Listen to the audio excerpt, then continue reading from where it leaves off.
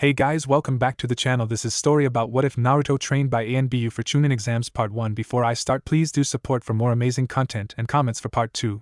Do consider to subscribe my channel and share my video to your friends and check out the description as well. Let's start the video. Hokage's office.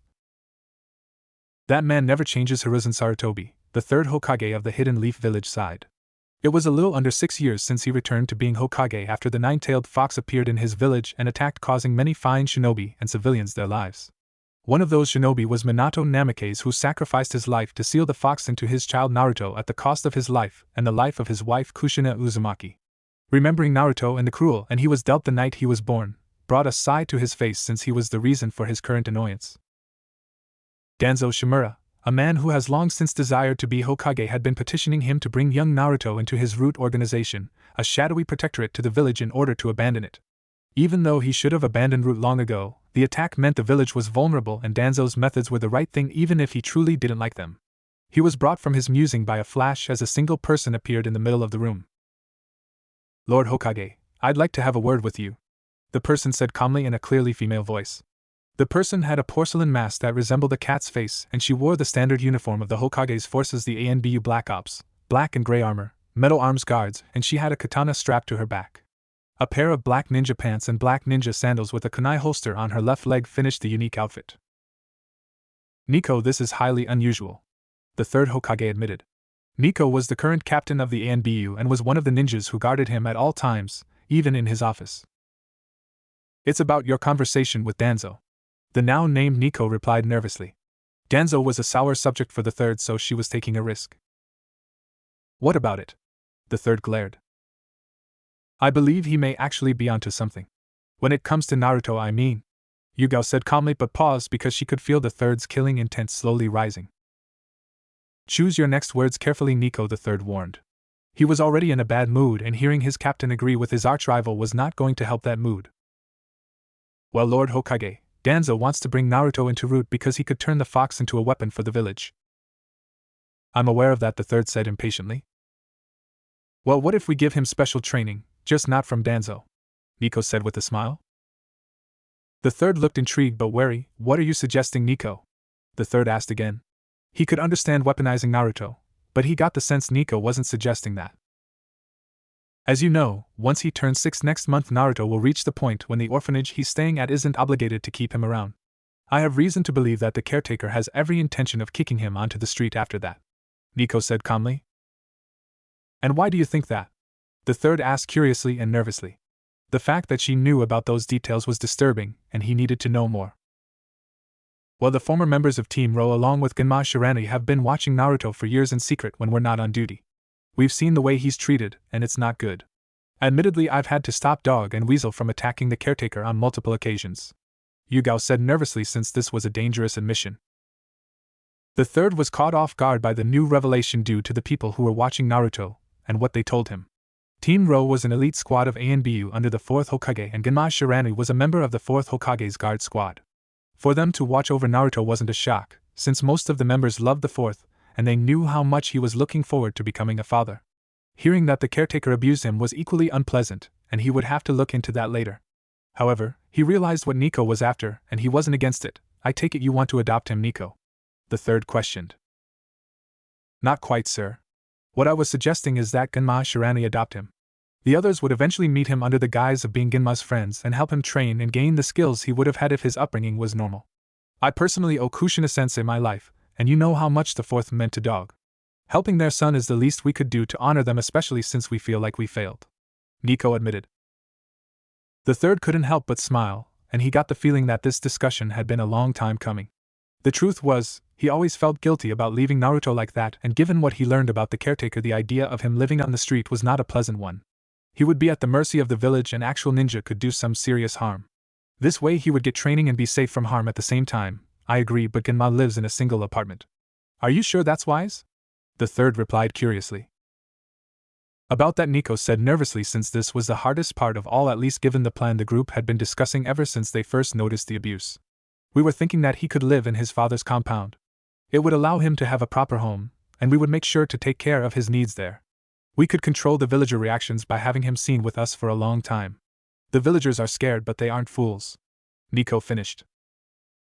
The third was surprised by the suggestion, and it was an excellent one given the circumstances.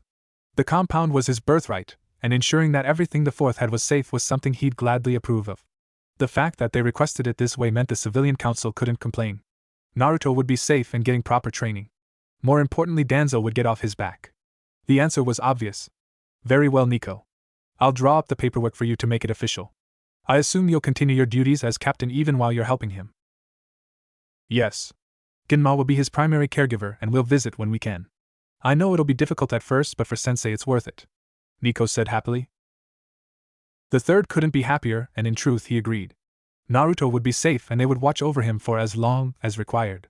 He could even get Jiraiya involved in secret, but that was another matter. Thank you for this conversation, and you're dismissed so you can tell the others the news, the third said proudly. With Naruto safe and watched by the Anbu, he was sure to become a fine ninja. By the way, you can tell him who his parents are when you feel he's ready. If he's anything like his father, he'll figure you guys out soon enough, the third warned. Of course, Lord Hokage. Nico approved. They were going to do it eventually anyway, but at least this way they had permission. With the business over, Nico left in a flash to tell the others. 18 months later. A now 7.5-year-old Naruto Uzumaki woke up from his warm bed and couldn't help but smile at how wonderful his life was now. Just before his 6th birthday, he was taken in by a man named Genma Shirane who brought him to his home, a massive compound where he had everything a young boy could want. Apparently, Genma family died in the nine-tailed fox attack and his friends convinced him to adopt somebody after watching him suffer for a long time. Those friends were Kakashi Hatake, Itachi Uchiha, and a woman named Yugao Yuzuki. Naruto wanted to take the man's last name, but he insisted that he keep his original name. It was odd, but he wasn't about to say no since he had a proper home now. Making his way over to his closet, Naruto chose his outfit for the day. Unlike most people, who seemed to have one outfit only with hundreds of copies, Naruto had a variety of outfits, but two of them stood out. The first was a skin-tight blue shirt worn below a black zip-up jacket that had a small bit of orange on the shoulders and black ninja pants. The orange was in homage to the jumpsuit he wore in the orphanage, which was now his pajamas. His second outfit was a gray tracksuit with black stripes along the side and a small hood. He saw it in a clothes shop and couldn't help but pick it out. He did notice a small smile appear on Genma's face when he chose it, which made the decision even more perfect, and he paired both with black shinobi sandals. Time to do my morning workout, Naruto smiled as he took off his old jumpsuit and picked out the first outfit, which was typically his training clothes. That workout right now was 200 push-ups, 200 crunches, and a small jog around his new home. He needed to make sure he was ready for today. Kakashi and Yugao were coming to visit to continue his training. Scene skip. So Naruto, have you been keeping up with your training? Kakashi smiled as he and Naruto sat at the training ground. Kakashi was a friendly young man with spiky silver hair who dressed in what Naruto was told was the standard Jonin outfit. His most notable feature was the blindfold on his right eye, which Naruto never asked about out of respect. Yes, I have, and I've been working on that jutsu you gave me for my birthday, Naruto replied, still dressed in his workout clothes since he was going to be training. Alright, show me. Kakashi smiled happily. Naruto put his fingers together in a cross and shouted, "Shadow Clone Jutsu." Before long, 10 copies of Naruto appeared dressed and ready to train. When he turned 7, Genma agreed to start helping him as he prepared to enter the Ninja Academy, and they figured out one thing very quickly: he was never going to be able to use the clone jutsu because he had a massive amount of chakra and no control. To alleviate that, Kakashi taught him the Shadow Clone Jutsu in exchange.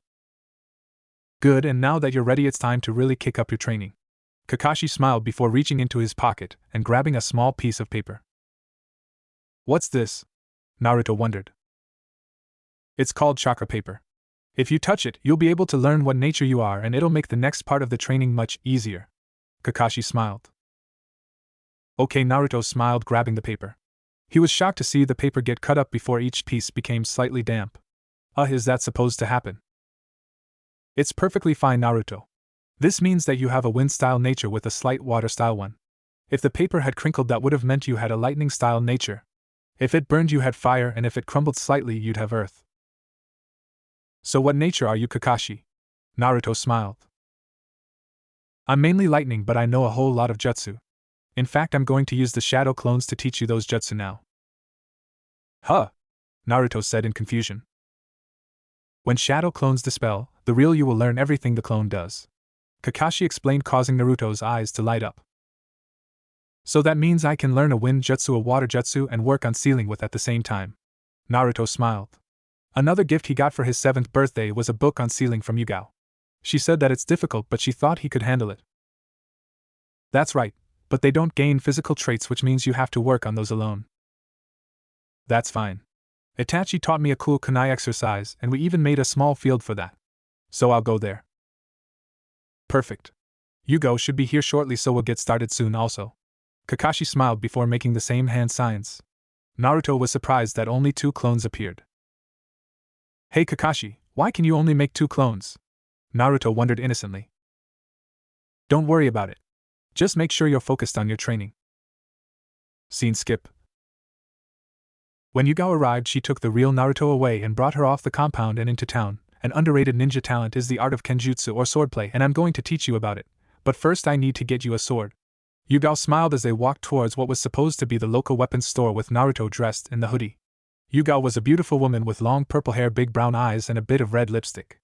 Her outfit was odd to Naruto since it was different from the Jonin outfit, but Yugao told him not to worry about it the first time they met. Cool. Will I get something like what you have, Yugao? Naruto wondered. Maybe. It'll depend on what you're comfortable with, Yugao replied. I see, Naruto replied as they approached the store. Walking in, Naruto was immediately struck by all the weapons that were placed throughout the building. He was so distracted by the weapons that he didn't see somebody slam into him, tossing him to the ground on his back. He mentally groaned because there was only one person who did that with him. It's been a while, Tenten. I guess you got adopted by a blacksmith. Naruto smiled as he looked up and saw his only friend from the orphanage. She was a young woman with slightly tan skin, brown eyes, and brown hair that she kept in a pair of buns. Her current outfit was a pink sleeveless chipao-style blouse with red sleeve trimmings, yellow fastening buttons, and dark green pants. Her kunai pouch was on her thigh, and she had a pair of blue sandals. I couldn't help it. I haven't seen you in 2 years and I guess I got excited, Tenten said happily. She truly missed Naruto after she left. Yeah, but if you don't mind, I'm kinda here to buy a sword. Can you get off me for a second? Naruto said bashfully. Tenten wasn't as small as she was back then, and it was a bit awkward for him having her body pressed against him. Her slowly developing body. Tenten realized how close they were and quickly got off before turning away so Naruto couldn't see her blush. Sorry about that, Naruto? Tenten said bashfully. It's fine, Naruto replied, getting up calmly, unaware of the blush that adorned his best friend's face. Now that you two are done catching up, I guess it's time for business. Yugao smiled warmly, having seen said blush. Yeah, Tenten said hastily before taking them to the section of the store with the swords. So what type of blade are you looking for? Tenten wondered. The pair had discussed weapons a lot back at the orphanage, so she knew that Naruto was aware of types. Naruto paused for a moment before remembering something. How about a katana? My style needs something light that'll get the job done, Naruto suggested. Style, Yugao wondered. I was learning about my nature with Kakashi this morning, and he said I was wind and water. That means I need something with cutting power for wind, but for water I need something that's light and quick-based, Naruto revealed. Tenten and Yugao were shocked for different reasons. Yugao because he understood so much so quickly, and Tenten because Naruto made the job much easier. Looks like you've done your research. Tenten smiled before looking for something for Naruto. She quickly found a 70cm black katana with gray grip. That looks awesome, Naruto replied, happily grabbing it, and after the two girls gave him some space, took a few swings. Looks perfect, Yugao smiled. Yeah. Naruto smiled before thinking of something. Hey Tenten, since you like weapons and Yugao is going to teach me, how about she teaches you also? Both women were shocked once again, but Tenten smiled. I would love to, but I'm busy at the Ninja Academy. I don't know if I'll have time, Tenten frowned. Naruto frowned since he knew how Tenten envied Tsunade and that she would want to focus on her studies as much as possible. How about this? You go to the academy and play with Naruto during the weekend. I'm sure you'll have plenty of time that way, Yugao suggested, catching him and Tenten off guard. Are you sure? Tenten asked nervously. Yes, and I doubt Naruto will disagree. That works fine for me, Naruto nodded. Then let's do it. Tenten smiled. A partnership was born and Naruto had a new blade. Overall, it was a great day. 4 months later. Things with Naruto were looking bright over the last 4 months. His reunion with Tenten finally gave him somebody his age to talk to, and although Tenten was in the academy a lot, they spoke during the weekend. They trained together, and it was like nothing had changed, and today was going to be a rare moment of excitement for the young blonde. For a reason that Naruto didn't understand before, He wasn't allowed to really go in the village alone, but his training was going well and he convinced his uncle to let him try just once. When he initially refused, Naruto brought out the puppy dog eyes technique, something Tenten taught him recently, and he gave in. His first stop on his trip was Ichiraku Ramen, a small place that Gunma brought him to on occasion. Naruto appreciated the calm old man and he would admit that his daughter was cute also, but he never said anything since it might make things awkward at the store. After that, he decided to walk around the village, but that's when his good mood vanished. "Die demon brat," somebody shouted, and Naruto had to dodge a tomato that was thrown at him from out of nowhere. As his walk continued, he was shouted at multiple times and had things thrown at him each time. He brushed it off for the moment, but it was something he would talk with his uncle about later. When he arrived at the local park to play, he was determined to make friends, but then he saw something that caused his already bad mood to sour. 3 guys had ganged up on a single girl, and from the looks of it they were bullying her. The girl was wearing a light orange kimono with sandals, and she had dark blue hair in a bob cut, and white eyes that were otherwise featureless. "What's with those eyes, you freak?" the largest boy said cockily, and Naruto snapped. "Leave her alone." Naruto shouted towards the group, and the 3 boys who were talking to the girl simply turned their focus towards him. "So you want to help the freak too? Ha, I bet you're a freak like her," the largest boy said cockily. He was a tall boy with dark brown hair and black eyes. He was wearing a simple beige shirt and matching pants. Naruto twitched and decided that he was going to teach these guys a lesson. Putting his fingers in a familiar hand sign, he smiled. Shadow Clone Jutsu and 10 Narutos appeared at his side. "What?" the boy said nervously. His 2 buddies quickly fled seeing the clones, and Naruto smiled viciously. "So are you going to leave her alone, or do I have to introduce you to my friends?" Naruto smiled as he cracked his knuckles. It's okay. I'll get going," the boy said, and he fled just like that. "Phew," Naruto said with relief as he dispelled the clones and walked towards the girl. He really didn't want to fight, and he was glad it all worked out. Thank you," the girl said timidly. It was obvious that she was shy. "No problem. It's nice to meet you, by the way," Naruto said calmly before extending his hand. "I'm Naruto. What's your name?" "Hinata. Hinata Hyuga," the now named girl replied. Is there somebody I can take you to? I don't want those guys coming back and getting any more ideas," Naruto said warmly. Hinata stammered, but Naruto didn't need to wait long before the problem took care of itself. "Lady Hinata, are you alright?" an older man with long brown hair said nervously. He was wearing a long white kimono and had the same eyes as Hinata along with a leaf headband. "Yes, I am Ko. This young man helped me," Hinata said with a slight amount of courage.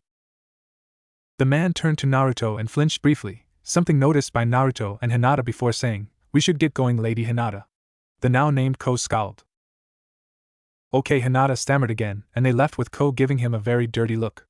He'd been around with Gunma and Yugao before, but he never saw the looks he saw today. Plus there was the fact that he never got to go out until now. Something was very wrong, and he would have to go to his adopted uncle for help. Scene skip. Later that night, Naruto was sitting down at the table with Gunma for company. Gunma had brown shoulder-length hair, and he always had a senbon in his mouth. It was an odd habit, but Naruto didn't mind. Like Kakashi, Gunma wore the Jonin outfit most of the time. "Uncle Gunma, can I ask you something?" Naruto said calmly. For some odd reason, he also wanted to be called Uncle Gunma despite adopting him. Again, Naruto was okay with it. "Sure, Naruto, what's up?" "Why would the villagers call me demon brat?" Naruto said calmly, and Gunma nearly choked on their meal. Naruto frowned because he had a feeling Gunma knew exactly why. After gathering himself, Gunma tried to look calm before asking, "Who called you that?" "A few people actually, and I get the feeling you know why." Naruto frowned. Gunma scowled since he knew this day would come the minute Naruto was on his own. He hoped the village would calm down, but clearly it hadn't. "I do, but I'm not sure if I can tell you yet," Gunma admitted. "So it's some dark secret about me?" Naruto frowned. "That's right, but I'll make you a deal. I signed you up for the Ninja Academy like your friend Tenten, but even though you're not 8 until a month after it starts, I was able to get you in," Gunma said with a smile. Naruto enjoyed the news, but he wasn't going to let this go. "That's fine, but what about this secret?" Naruto replied impatiently. "I want to make sure that you're ready, and seeing how you behave at the academy will go a long way towards that. So I'll tell you on your 8th birthday," Gunma said calmly. Naruto hated it, but that made sense. Deal, Naruto agreed. He would get his answers. "Good, because your life is about to get complicated." Gunma frowned. After that, the pair sat down for dinner, and although it was silent, it was obvious that things were about to change. Whether it was for the better was to be determined. 1 month later. After a tense month, Naruto was finally ready to join the Ninja Academy himself, and he was nervous and excited at the same time. He ultimately decided to wear his gray tracksuit since it was more comfortable, but he was sleeping his blade a secret. He was currently standing outside the home waiting for Kakashi, who would be taking him to school, and he was ready to go. Kakashi soon appeared with his usual smile. "Hello Naruto, are you ready for school?" Kakashi smiled. "Yeah," Naruto said happily. Kakashi smiled before his expression changed slightly. "Before we go, there's a place I'd like to take you," Kakashi said calmly. "Okay," Naruto said calmly, and Kakashi put his hand on Naruto's shoulder before vanishing with a shunshin. The place they appeared was the Leaf Village's memorial stone, a large pillar that had the names of ninja who fell in war. After giving Naruto a second to gather himself, he turned towards the young blonde. "Do you want to know why I brought you here, Naruto?" Kakashi wondered. "No," Naruto admitted. "The Leaf Village has been peaceful for a long time, but it wasn't always that way.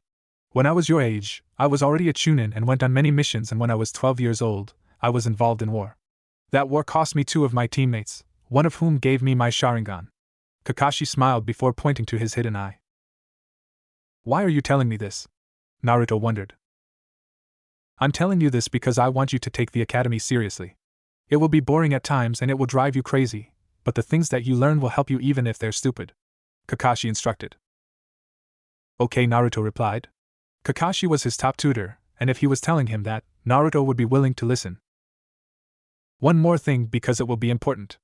Among your classmates is Itachi's younger brother Sasuke. I want you to do everything you can to become his friend," Kakashi said calmly. "Why?" Naruto wondered. "Just do it," Kakashi said with a sterner expression this time. "Fine, I will. Geez, Uncle Genma's hiding something. Now you?" Naruto frowned. The secrets were getting annoying as far as he was concerned. Kakashi sighed because he knew this was a sore subject for Naruto, and even though he had behaved over the last month, it was obvious that what happened bothered him. "Listen, Naruto. The world is a cruel place, which is something a lot of us learned the hard way. To be honest, for Genma, Yugao, Itachi, and even me, you're a bright spot. Please, Naruto, no matter what happens, don't stop being that bright spot that makes everything better for everyone around you," Kakashi seemed to plead. "All right, Kakashi." Naruto smiled since he knew the man never pleaded for anything. "Now let's get going. I'm sure you'll have plenty of other people to talk to besides Sasuke. I hear that a certain pale-eyed girl will also be there also." Kakashi smiled. "How do you?" Naruto said in shock since he was pretty sure nobody knew about his encounter with Hinata. "I know a few things," Kakashi smiled, but before Naruto could reply, Kakashi took him in another shunshin towards the school. Scene skip. Lunchtime arrived on his first day of class, and during the short time he'd be in school, 2 things were made very clear to him. One was that school would be really boring since the teacher only spoke about things that Naruto didn't really care for. Genma and his friends taught him plenty already, and all he really needed was the practice against the other ninja. The fact he couldn't use shadow clones or most of his techniques was annoying, but there was nothing he could do. The other thing that stood out to Naruto was the number of ninjas that were from major clans in his class. In order to get Genma to let him go outside those months ago, he had to read a book on the major families in the Leaf Village. In addition to Hinata and Sasuke, there was a girl named Ino from the Yamanaka clan, a guy named Choji from the Akimichi clan, another guy named Shikamaru from the Nara clan, Shino from the Aburame clan, Kiba from the Inuzuka clan, and Yakumo from the Kurama clan. Yugao made him read up on the major clans of the Leaf Village, saying that it's not just about what you know but also who you know. Naruto found it odd, but Yugao never steered him wrong either. As the kids moved to find spots to eat, he made his way towards Hinata, who was talking with Yakumo. "Hey there, Hinata, you want to eat lunch together?" Naruto said warmly. Hinata looked up and saw Naruto, but before she could reply she was beaten to the punch.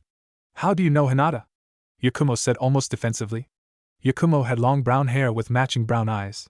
Her most notable feature was Yakumo's large forehead, but Naruto didn't say anything.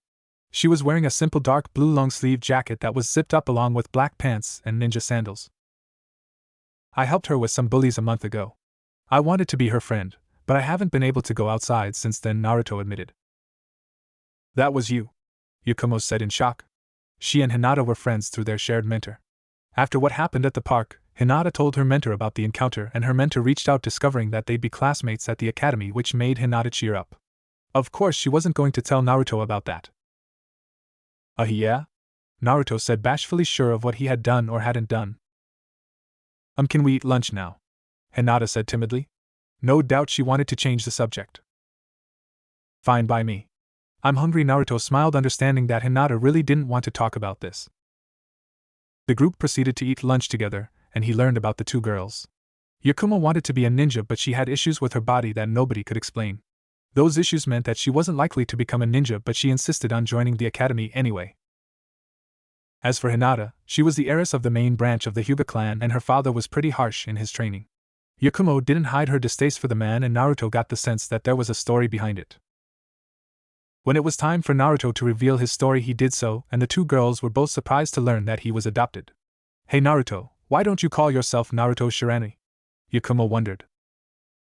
Uncle Genma insisted I keep the last name Uzumaki and only call him Uncle Genma.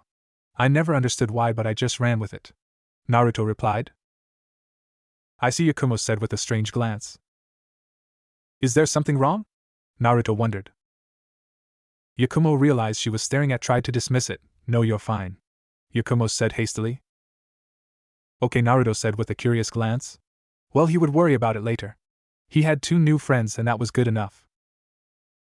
Scene skip.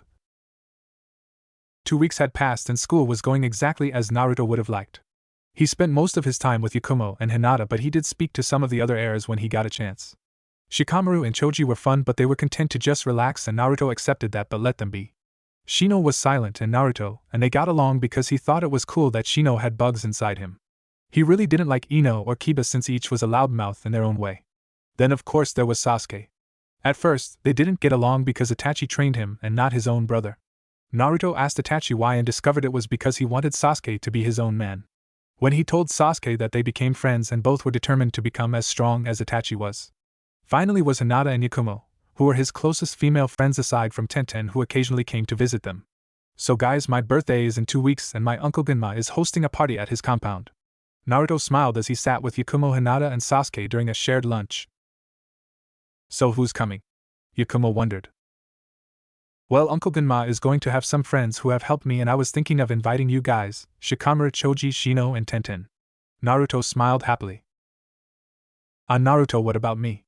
Ino interrupted, causing him to frown. Ino had fair skin with blue eyes and short blonde hair. Her outfit was a pink hooded sweatshirt with a purple skirt that was tied up by a black cord and sandals. Well, I don't like you, so you're not invited, Naruto said harshly. Ino had a very bad attitude and thought herself a queen of sorts. She did get along with Sakura Haruno, one of the few civilians who actually seemed interesting, but otherwise she was just a pain. That's cruel, Naruto. Don't tell me you're inviting Dog Breath. Ino replied haughtily, referring to Kiba Inuzuka, a young man with messy brown hair and sharp black eyes with slit-like pupils. His outfit was an olive v-neck with red trim and brown pants. With Kiba was a white dog named Akamaru that was basically his partner. It was an Inuzuka thing, so Naruto didn't care. You realize that's why Naruto doesn't like you, Ino? Yakumo scoffed. Whatever, Ino huffed and walked away. I don't like her very much, Sasuke spoke up. Not many do. She might not be as bad as some of the girls in the school, but she's up there. Personally, I pity Sakura for dealing with her, Yakumo said coldly. Be nice, Hinata said calmly. Their group dynamic helped her with her confidence, and she was beginning to open up to others, but she was still ways away. As far as Naruto was concerned, that was a beautiful thing, and in due time she would be as bright as the others. Well, let's worry about Ino later. I'm really excited for this party, and I know it's going to be awesome, Naruto said happily. He'd been waiting for the party the whole time for multiple reasons, but mainly because of what his uncle promised. His shinobi career was important, but his family was equally so, and he was tired of the secrets. Unknown area. A groggy Naruto found himself in the middle of a strange hallway. The room was yellow all around with narrow walls, and above him was a group of massive circular pipes that seemed to lead somewhere. Where am I? Naruto wondered. As he got up, he looked down and realized he was in his training outfit, which was strange since he swore that he was in his pajamas. Realizing he needed to find his way around, Naruto decided to follow the pipes, figuring it would lead him to something that might tell him where he is or what was the odd sensation he had. Eventually, he made his way to a large room that seemed to reach the sky with a massive cage in front of him. He couldn't tell what was in the cage because it was pitch black, but the odd sensation from before was practically screaming at him, as though something incredibly dangerous was around him. I'm surprised you were able to access this place. Isn't this interesting? A voice said ominously from behind the cage. Who are you? Naruto wondered. Who I am is not important. What is important is what I know. Since I don't know where I am or who you are, how am I supposed to know if what you know is important? You have a point. So how about I give you a small test? The voice replied. I've had enough tests for my liking from school. Naruto deadpanned. Yes, but I know you're intelligent, and this test will give you some of the answers you seek if you think carefully. Alright. So, what's this test? Naruto frowned. He didn't know what was going on, but this voice gave him the answers he sought out. When you go to take your shower, look into the mirror and focus your chakra. When you do, you'll notice something very interesting. Naruto frowned because this felt like a trap. When I noticed this interesting thing, what should I do? Naruto wondered. It wouldn't be much of a test if I gave you all the answers. Let's just say this is a starting point, the voice replied. Naruto scowled because the voice was right. Alright, but I don't like it. By the way, how do I get out of here? Naruto frowned. Simply open your eyes. This is a dream after all. The voice replied. Naruto frowned but focused his mind and seemed to vanish from sight. You are truly interesting, boy. Let's see what you do with my little test. The test of the nine-tailed fox, the now named fox said happily, and a large set of red eyes and a pair of sharp teeth appeared in the shadows. Naruto's room. Naruto opened his eyes after the bizarre dream and found himself back in his simple room. He had an extra-large twin bed, which always felt large, but he was okay with it since he didn't need to change his bed anytime soon. On the bed were ocean blue sheets with the red Konoha swirl all around. Getting up, he went towards his particularly large dresser which had multiple copies of his outfits. But as he went to grab his training clothes, remembered the odd advice he received earlier in the morning. I wonder, Naruto thought to himself, as he made the decision to walk over to his bathroom which was right next to the room. Genma had his own bathroom which suited him fine. His bathroom had a full-length mirror next to the simple sink and a massive shower with the shower head above him, which Naruto enjoyed because he liked the feel of water cascading down his body. Undressing quickly, he walked over to the mirror and focused his chakra as requested by the weird voice. When he did, he was shocked to see a seal appear on his stomach. What the hell? Naruto shouted. Luckily for him, it wasn't loud enough to wake Genma, but his focus quickly returned to the seal. It had a swirl in the middle with 8 marks set up A and 10-11 o'clock, which meant it was from the 8 trigram sealing style. What's odd is that he would have remembered if Genma or one of the others put a seal on him, which they had not. It was yet another secret to ask his adopted uncle about, but he had other matters to focus on. After all, today was his birthday. Scene skip. A smiling Naruto sat in his family's living room with Hinata, Yakumo, Sasuke, Tenten, Shikamaru, and Choji as they relaxed. The massive room was mostly free space with a large dark brown circular table in the middle with a large light brown couch on the right side for people to relax in and a series of smaller matching chairs at the top and bottom of the table, creating a free space on the left. Since they wanted to be around one another right now, Naruto moved the smaller chairs away. An idea which was fine, since Choji seemed comfortable sitting on the couch and eating chips while Shikamaru sat next to his friend trying to nap. Shikamaru had spiky black hair that's usually tied in a ponytail and lazy black eyes. His outfit was in a gray shirt with blue on the edge of the sleeves and a gold circle in the middle with what Naruto discovered was the Nara clan symbol. Choji was a gentle boy with spiky brown hair and 2 red swirls on his cheek. He was big, which was a trait most of his clan shared, but he was nice. He wore a green zip sweater with a green stripe across the middle with brown pants and shinobi sandals. The rest of their group was on the floor with Naruto, Tenten, and Sasuke wearing their typical outfits. You're pretty good at this, Naruto. Yakumo smiled as they played shogi with Hinata next to her and Naruto across from the pair with Tenten and Sasuke flanking him. Instead of her usual outfit, she was dressed in a pink kimono held closed by a pink sash with 2 pockets on the front with red mesh armor underneath. She also had some violet baggy pants underneath the kimono, at least according to her. Hinata was dressed in a white kimono that looked really good on her. I play sometimes with Uncle Genma, but he's way better than I am, Naruto admitted. What's the point of playing a game like shogi? Sasuke dismissed. Being a shinobi isn't about just being strong and having strong jutsu. It's about being smart also and knowing which jutsu to use. Shogi helps you learn strategy. I've been playing for years, Shikamaru chastised. Fair enough. Sasuke gave in. Shikamaru was even smarter than Naruto, and if he swore by shogi, there was no way to dismiss it. Hey Naruto, can I ask you something? Yakumo wondered, causing everyone to focus on the birthday boy for a moment instead of Yakumo's impending loss. Sure, Naruto said calmly. He had a bad feeling about the question but gave in anyway. When I asked my family about coming to your party, they were nervous for some reason. They asked how I knew you and why I was invited. It actually took me a while to convince them to let me come, Yakumo admitted. My father was hesitant at first, but after I told him a little bit, he said it was all right, Hinata said shyly. I don't know why they'd hesitate, but they didn't and you're here. I say we focus on that. Naruto frowned. Hinata didn't say as much, but her mentor also wanted to stay and watch us, but Yugao insisted that everything would be okay. Something really stunk about all of this. Good point, Yakumo replied, deciding to shelve the subject for later. Something felt wrong with the whole thing, but she wanted to enjoy the moment since she and Hinata both bonded with Naruto in their short time together. They were about to return to the game when Ayam Ichiraku walked in. Ayam had fair skin with long brown hair and big black eyes. She was currently wearing a white robe with the sleeves folded and a dark blue apron, her typical outfit at Ichiraku Ramen, a place she worked at alongside her father. The few times Naruto did go out to eat, he would go to Ichiraku's and he loved his ramen. Sorry to interrupt guys, but dinner will be ready soon. Ayam smiled. Thanks, Ayam, Naruto said politely, and it was soon time for dinner. Scene skip. Dinner was over and it was time for presents. Most of Naruto's gifts were pretty simple, but Kakashi gave him his gift and convinced him to open it later, something Naruto would do because it was Kakashi asking. Right now, Naruto was on the way to the den in order to discuss the fox issue with his uncle since it was a major part of the day. Arriving at the den, Naruto was surprised to see that not only was Uncle Genma here but also Yugao, Kakashi, and Itachi. Did you enjoy your birthday, Naruto? Genma said calmly. Yes, I did. However, that's not why we're here, Naruto said with a firm tone. He wanted answers. Genma could only smile since it showed Naruto was serious. That's right, but before I answer that, there are a few things you need to know. Naruto was slightly surprised by this but kept his cool. All right, Naruto acknowledged. The first thing I need to tell you is that Yugao, Itachi, Kakashi, and I aren't actually old friends.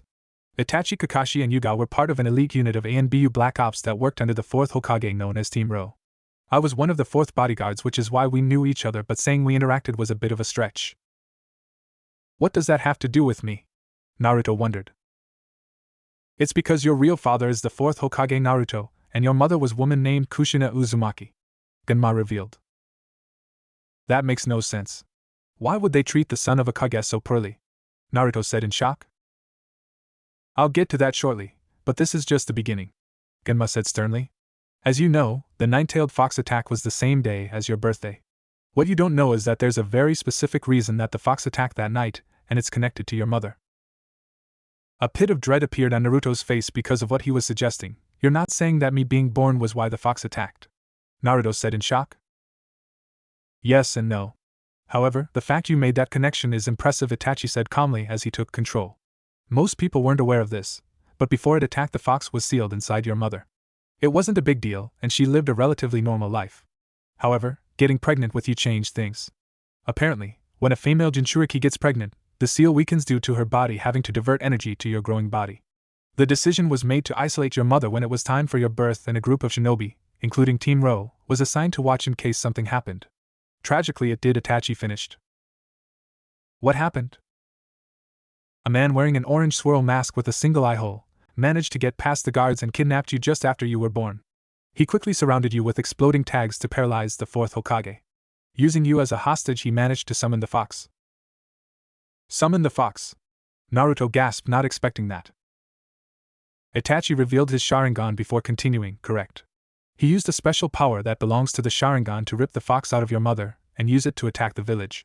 He attacked on the opposite side from where I was, so we never saw him until it was too late. What happened to me? Naruto said shakily.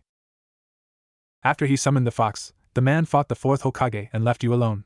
Your father eventually won against the stranger, but now he had another problem to deal with. He had to defeat the fox, Naruto answered. That's right, but doing so was far easier said than done.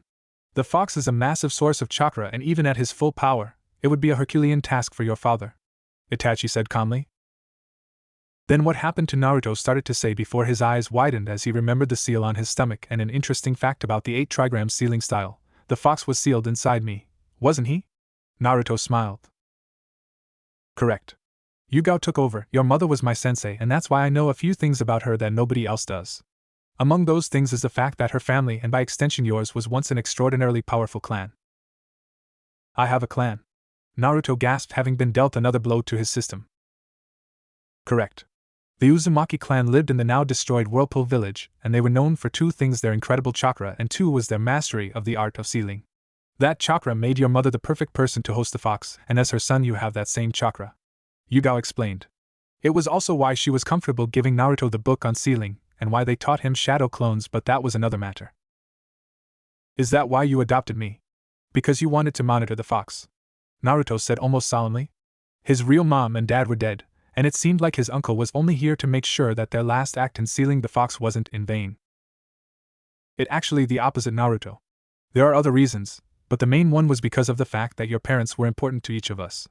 In my case, your father was my teacher, and after my own father killed himself after a failed mission, your father supported me and became a father figure of sorts. Yugao spoke next. Like I said before, your mother was my sensei and helped me become the shinobi I was today. I was part of a rival team, but I admired your father, and when he chose me to be part of his guard, I saw what everybody else did in him. Genma praised. I knew the man in passing, but like the others, I saw what an amazing man he was. Itachi admitted. We thought the world of your father and mother, and we owed it to them to make sure you were okay. Naruto wanted to be angry, but to see how they spoke about his father truly touched him. Thanks guys, and I'm glad you told me all this. Naruto admitted. It was truly a whirlwind, but these guys were his precious family, and nothing could change that. You're not upset? Genma said in shock, expecting him to at least be angry. Yeah, I'm upset, Uncle Genma. Some psycho used me to kill my mom and dad and destroy the village. But you guys were there for me, and thanks to you guys I can become a shinobi they'll be proud of. Naruto smiled. I see. Genma smiled. He was shocked that this went as well as it did, but he clearly didn't give Naruto as much credit as he should have. Just one thing, Naruto, Yugao said calmly. What's that, big sis? Naruto said cheekily. Big sis? Yugao wondered. Well, you were my mom's student, and from what I heard your teams are like your family, and that makes you my big sis. Naruto smiled before turning to Kakashi. It sounds like my dad acted like your dad also, Kakashi, so I guess you can be big bro. What about Itachi? Genma wondered. I can't call him big bro because Sasuke would get mad, so I guess he's just a family friend. Naruto smiled. Alright, Itachi chuckled, since Sasuke actually would get mad. Well, listen to your big sis when I say that you can't tell anybody about the fox because it's an S-rank secret. I would also recommend keeping your heritage a secret also because your father had plenty of enemies, especially from IWA, and your mother's clan was just as infamous. Yugao revealed. Naruto frowned for a bit. Can I tell Sasuke, Tenten, Hinata, and Yakumo since they're my friends? The quartet shared a look before nodding. You can tell them, but nobody else. Now get some sleep because you've had a long day. Genma smiled. Yeah, I have, Naruto admitted. This was insane, and he had a lot of thinking to, but at least now he understood everything. The seal he saw was the fox's, and it was that very fox that reached out to him. Now it was time to return the favor. Scene skip. After the long night, Naruto decided that he would check out Kakashi's present before talking to the fox and getting some sleep.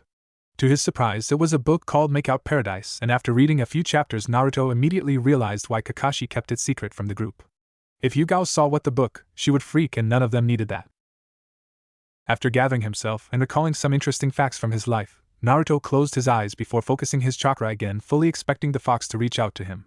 When he felt a small pull, he went with it, and found himself back the sewers. You passed my test, boy. Well done. The fox smiled before revealing itself. Thank you, but I'm curious what I should call you. Just saying nine-tailed fox is a bit weird. Naruto said bluntly. For now, you may call me Kyubi, but I'm curious why you're not more afraid of me. Because thanks to the seal, our fates are connected. If something happens to me, you're in trouble also, and that means it's in your best interest to keep me alive. Naruto said with a bit of cockiness. That's not true, brat. If you die, I'll return to my original state of pure chakra. It'll take me a while to reform, but I'll be fine. Naruto twitched, since that changed things. Well, how about I make things better for you while you stay with me? Naruto offered. The sewer was unpleasant to him, and he could only imagine how the fox felt. And how will you do that? Because I realize that we're currently in my mindscape. The cage is my seal holding your power back, and these pipes connect my chakra to the rest of my system. So, what if I make your prison a bit nicer? Naruto suggested. Prove it, the fox challenged. Since this was his mindscape, Naruto took a moment to focus and the sewer was changed into a large field. It was thanks to this that Naruto finally saw the titanic form of the fox. Orange fur and massive tails that no doubt struck fear into many. However, Naruto realized that he was safe. How's that? Acceptable, the fox said smugly. Very well, boy, I'll work with you so you can get stronger, but don't disappoint me. I do want to see that bastard suffer, and if you're going to get strong enough to stop him, you've got a long way to go. Yeah. Right now, I've got to get some rest. Today was a really long day, Naruto said nonchalantly before vanishing from what he now knew was his mindscape. He had a long way to go, but this was a good first step. Luckily for him, he had a perfect tool to get stronger. Scene skip. It's been a month since Naruto's birthday, and he couldn't be happier. A week after his birthday, he brought his friends over and told them about his newly discovered family, and he was worried about the girls' reactions. Their feelings were summed up by a quote by Hinata: "Knowing who your parents are doesn't change how we feel about you, Naruto. You've always been our friend and you always will be no matter what." Despite her saying that, Naruto didn't tell them about the fox, but he promised himself that one day he would. His bond with his adopted family managed to grow also. Now that they could talk about his family freely, he heard many stories about his mother and father from their former students. From Yugao, he learned that his mother was known as the Red Hot Habanero because of her red hair and fiery temper. She also mentioned that he was glad that he didn't inherit his mother's temper, or it would have been a nightmare. Kakashi told him about his father, and he learned that the fourth was a genius who was actually better with seals than his mother despite her Uzumaki heritage. He also learned that the tracksuit he wore was identical to one his father wore as a kid, which is why Genma smiled so much when he got it. The only problem for Naruto was his relationship with Itachi. Ever since the night he learned the truth about his parents, Itachi spent less and less time with him. He asked Sasuke if everything was okay a few weeks ago, and Sasuke said that things seemed off between him and the clan, but also said that it was clan business. Naruto didn't like it, but he figured that Itachi would tell him if something was really wrong. I don't get it. Why is he so distant? Naruto muttered to himself as he relaxed on his bed. Almost as though to answer his concern, a person flashed into his room, and it was Itachi himself. He was dressed in all black with his sword on his back, which was surprising. What's going on? Naruto wondered nervously. I'm about to go away for a long time, Naruto, and we may never see each other, but I wanted to deliver one last lesson, Itachi said solemnly. Why are you going away? Naruto wondered. I can't say, but please, Naruto, can you hear me out? Naruto didn't like it, but he couldn't exactly refuse. Of course, big brother Itachi. Itachi smiled for a moment before gathering himself. My final lesson is that the worst thing you can do as a shinobi is to let hatred or fear guide you. Huh? Naruto said in shock. After your father sealed the fox inside you, the third Hokage immediately took control again because the village needs stability. His first act was to gather the shinobi and civilian councils, and after revealing what happened to you, made the knowledge an S-rank secret. But somebody leaked it, didn't they? Naruto frowned. A rare sigh appeared on Itachi's face. Yes, and that was the wrong thing to do. Most of the village doesn't understand seals under normal circumstances, and this was far from normal.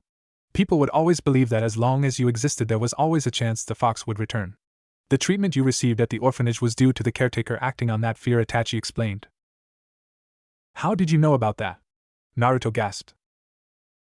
Itachi sighed because this was another sad truth. The fox's attack caused massive damage to the village and cost us many great shinobi.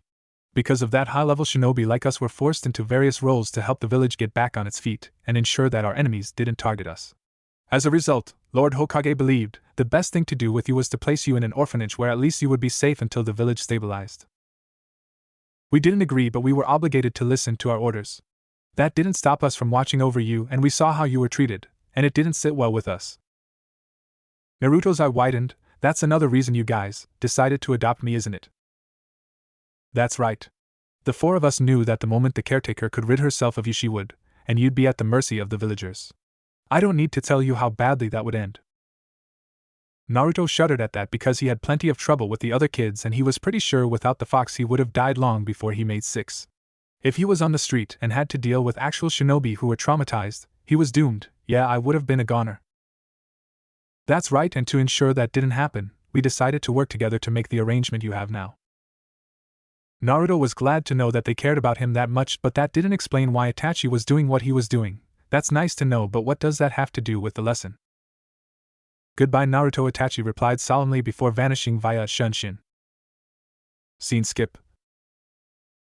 Naruto barely got any sleep due to staying up and thinking about what Itachi told him before finally getting to sleep early in the morning. As he made his way downstairs for breakfast, he could see Genma was awake, but he was surprised to see that Kakashi was also there, and they were both clearly upset about something. What happened, Uncle Genma? Naruto wondered. The two looked at each other before giving a nod of understanding. Last night Itachi slaughtered the entire Uchiha clan with the exception of Sasuke. He's currently missing and Lord Hokage is going to declare him an S-rank missing shinobi in short order, Genma explained.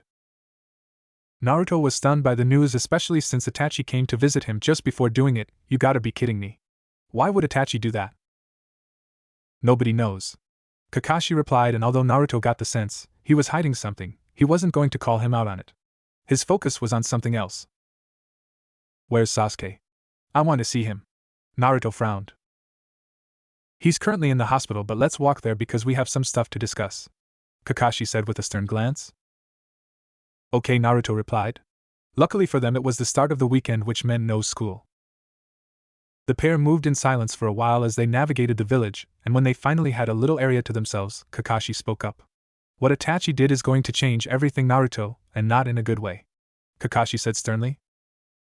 Yeah, I bet. Sasuke's clan is a big deal, Naruto replied. That's right. In addition to being one of the two clans that helped found the village, the Sharingan is an incredible tool, and with his clan gone, they need somebody who can teach him about the Sharingan to ensure that he becomes a pillar of the village. And by somebody you mean you, Naruto said with understanding. Yes. I'm positive the third is going to ask me to become a sensei in the next few days because he wants me used to training students before you guys graduate. But you trained me? Naruto said in confusion. Having a team of genin is very different from training one person, which means I need you to do something for me, Kakashi said calmly. What's that? Naruto wondered. Fail. Huh?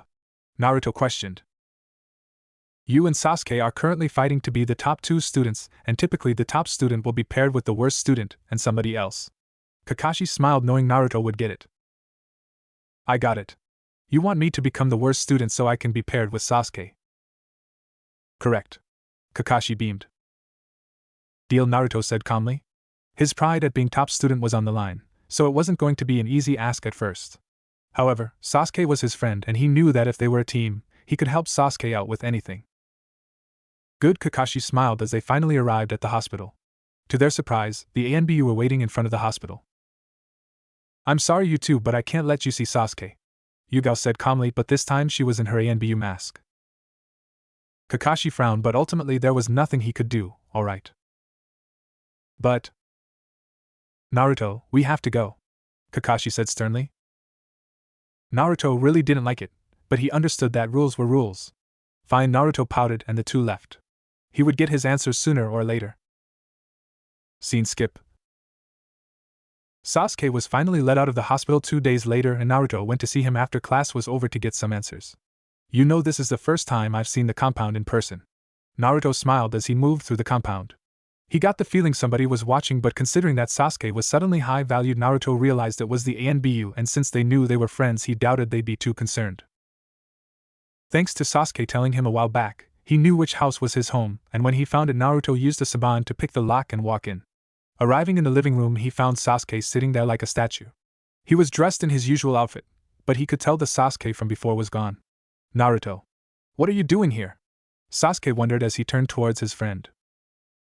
To keep a long story short, I'm a clone and I came to see you. I take it you heard about what Itachi did, Sasuke said with clear anger in his voice. Yeah. I don't get it. Why would he do that? Naruto replied calmly, but it was difficult to hide his nerves. To test himself, Sasuke muttered with fury in his voice. Say what? Naruto exclaimed.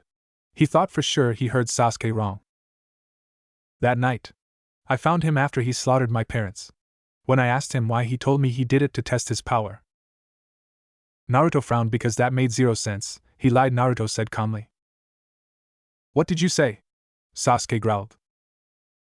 Naruto knew he was playing a dangerous game, but like Itachi said, he couldn't let hatred consume Sasuke. Your brother is considered one of the greatest prodigies in the history of our village. A village that produced the Sannin and who had one Hokage known as the Professor and another Hokage who devastated Iwa during the Third Shinobi War. What's your point? Sasuke said with a bit less anger. Naruto was telling him this for a reason, and despite how furious he was, he calmed himself. That there's no way he would want to all of a sudden test his power. Naruto explained. Whatever reason he had, it had nothing to do with testing his power. So why did he kill everybody? Sasuke said with frustration in his voice. Sasuke was angry at his brother for killing everybody, but in his heart, he knew that his brother was lying. I don't know, but I do know one thing. The only way to find out is for both of us to get stronger and confront him. We know he's out there and sooner or later we'll see him again. Naruto beamed. Both of us? A confused Sasuke replied. Yeah. Itachi was like my big brother and you're my buddy, so let's get stronger and confront him down the road. Naruto insisted. Sasuke looked at him with pain in his eyes. He's too strong, Naruto. He wants me to get stronger, but there's no way I can beat him, Sasuke shouted with frustration in his voice. Yes, but I've got a plan. Starting tomorrow, I'm going to allow myself to become the dead last. Kakashi told me that the top student and the worst student are paired together, so if I do that, I'll be your teammate. That means we can work together and become strong enough to eventually confront him ourselves. But what about our third? Sasuke wondered. I don't know who it'll be, but I know that with you and me, we should be fine. Naruto smiled. Sasuke smiled as he turned towards Naruto. Alright. We'll worry about the third person later. Sasuke said happily, his bad mood over. Yeah.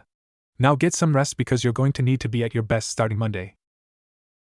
Right, Sasuke smiled as Naruto's clone vanished with his job done. 4 years later. Today's finally the day. Naruto smiled as he approached the Shinobi Academy ready to begin his shinobi career. So, is today the day you finally stop playing the fool, huh? Yakumo smiled as she stood with Hinata and Tenten, with each girl wearing their favorite outfit, Hinata and her cream jacket, Yakumo and her pink kimono with red mesh, and Tenten with her pink blouse. When Naruto's grades dropped, the girls asked why, and he told them that he needed to become dead last to stay with Sasuke, and although they didn't like it, they ultimately understood but insisted that they train with him during the weekend so he didn't dull his talents. During the week, he was the academy's dead last. On the weekend, he was a dynamo with powerful jutsu and incredible Kenjutsu skills. Admittedly, only Tenten and Yugao knew how skilled he was with the blade, and he never used his jutsu against the girls since it would be overkill, and he wanted them to get more confident. Yeah, and hopefully with everything that's happened you'll pass yourself, Yakumo. Naruto smiled, not bothered by the joke. And I have you to thank for my ability to become a shinobi. Yakumo smirked as she put her hand on her stomach. A year ago, Yakumo's family withdrew her from the academy out of nowhere. When Naruto and Hinata went over to her house to find out why, they discovered the dangerous truth. Yakumo's ability with genjutsu was actually too powerful, and trying to control it was why her body was weakened. Since Naruto knew how much she wanted to be a shinobi, he decided to work on a seal that would help her better control her power. Although the clan questioned the idea when Naruto brought it up, Yakumo was okay with it since she, Hinata, Tenten, and Sasuke knew how skilled he really was. After spending a week working on the seal with the help of Yugao and Kakashi, he managed to create a seal that regulated her power so she could continue her time at school. Enough nostalgia. You guys have to get going and I need to deal with Guy-sensei. Tenten groaned. Her teacher was a man named Might Guy who shouted about youth, and he drove Tenten bonkers. See ya. Naruto smiled, kissing Tenten on the cheek as a means of good luck. After she was saved, Yakumo thanked Naruto by kissing him, and in doing so sparked a fire in Tenten and Hinata, who made their feelings for Naruto known soon after. Since then, the three girls competed for Naruto in a way similar to what Sasuke dealt with, but unlike with Sasuke, it was done in private due to the fact Hinata and Yakumo were heiresses and Naruto was an orphan. Now comes the fun part. Hinata frowned due to an interesting complication. Ironically enough, Yakumo staying at the academy complicated things rather nicely for Naruto's plans due to the way their class was composed. As clan heirs, Ino, Shikamaru, Choji, Shino, Kiba, Hinata, Yakumo, and Sasuke were all guaranteed to pass, and Sakura Harino, a Sasuke fangirl and the daughter of a member of the civilian council, was also likely to pass. That meant that even if Naruto passed, there was a good chance that the Hokage would have to choose between him or Sakura, and that would be disastrous. It's not my fault that most of the civilians suck. Yakumo frowned. The idea that her staying would ruin Naruto's plan really sucks. There's nothing we can do about it. Let's just see what happens, Naruto said calmly. It wasn't a good situation, but they had no choice in the matter. Whoever passed would pass, and they would deal with the rest afterwards. Regardless, it was time at last for all three to take their final steps into the academy. Shinobi Academy. Naruto walked into class with Hinata and Yakumo by his side with a smile on his face. He practically bathed in the stares of anger and jealousy coming from his classmates, and top of the list was Kiba Inuzuka, who was furious that Hinata was so attached to him. Get ready, Naruto. Hinata will see once and for all what a failure you are, Kiba said cockily.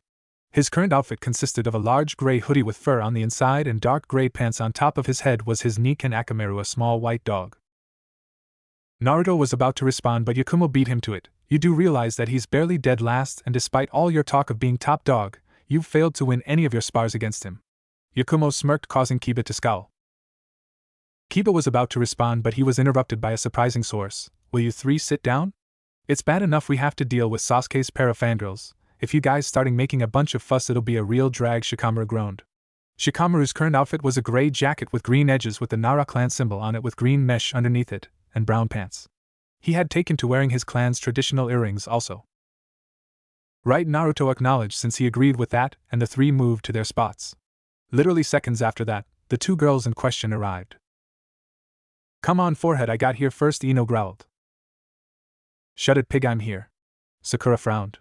Ino's outfit was a purple high-collared blouse with matching apron skirt with bandages on her abs and legs and white arm warmers with blue sandals.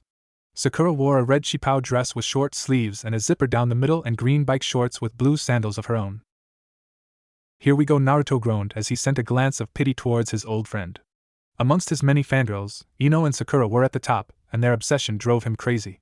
Sasuke's current outfit consisted of a navy blue short-sleeved shirt with a high collar, white shorts, and for white arm warmers, the classic Uchiha crest was on his back. Before they could do anything, a familiar tone put them in their place. Will you two shut up and sit down, or do we need a repeat of last week? Yakumo shouted, causing both girls to freeze. Yakumo grew tired of the two girls' antics, and put them in a genjutsu that had them believing they were Kiba's fangirls. They acted the same sloppy way they did to Sasuke, and everyone laughed at them besides Kiba, who simply enjoyed the moment. The only reason they stopped was that an emboldened Ino moved to kiss Kiba, and Yakumo decided that was enough and broke the genjutsu with her lips moments away from connecting. The scream that resulted was the stuff of legends, and to add to the girls' humiliation, Naruto recorded them and then convinced Iruka to use the recording as a lesson on genjutsu. Needless to say, both girls learned not to test Yakumo's patience or to annoy Naruto and his group after that. We'll be good, Sakura said hastily. Yeah, Ino added, and they took their seats without any more problems. The whole class laughed as they recalled that day, including Sasuke, who was glad to see his fangirls finally calmed. Scene skip. The graduation exam was disgustingly simple. All you needed to do was successfully perform the substitution, replacement, and clone jutsus. Normally it would be child's play for Naruto to pass, but there was one thing, or rather one person, who had him on edge, and that was the second proctor for the exam, Mizuki. Mizuki had white shoulder-length hair and green eyes while wearing the typical flak jacket and head protector. From the moment he met the guy during his second year, he had a bad feeling about him, and it was an opinion shared by not only him, but his three girls and Sasuke, who told him that Mizuki seemed off. Unlike Iruka, Mizuki made it clear he was biased towards him and constantly got in his way. Admittedly, it helped with his plans on being dead last, but now it was time to pass and hopefully nothing went wrong. The girls had already gone with each easily passing, and everyone who he suspected would pass had done so, including Sasuke, who arrived, to small claps from his fangirls. Now it was Naruto's turn. Naruto Uzumaki, Iruka shouted, and as he got up, Yakumo looked at him with a smile. This is for good luck, Yakumo smiled before kissing him on the lips, something they almost never did outside of the compound, catching Naruto and the rest of the class off guard since most correctly assumed he was with Hinata. As they clashed tongues, Naruto felt a bit of her chakra invade his body, and he knew instinctively what that meant. Because of her work with Kurenai and her recent power increase, Yakumo developed a technique which, when active, would block any genjutsu used on the person in question. If nothing happened, it would expire in around an hour, but if the blocker worked, Naruto would recognize it and be able to act. As he walked into the classroom, Naruto felt an odd sensation in his chakra network, but Yakumo's blocker quickly activated, taking care of the nuisance. The only person who could have cast the genjutsu was Mizuki, and it was bad news. Let's see Mizuki use the genjutsu to mess up my chakra network, presumably to get me to fail. That means I've got two options on how to deal with it. Fail intentionally and see what Mizuki wants, or pass and pray Mizuki doesn't target somebody else. Naruto thought to himself. His musing was broken by Iruka speaking up. Alright Naruto, it's time for your graduation test. To start, I need you to do a replacement jutsu for me, Iruka said calmly. Right, Naruto replied before replacing himself with Iruka, and then moving back. Good. Now a transformation. Iruka said calmly.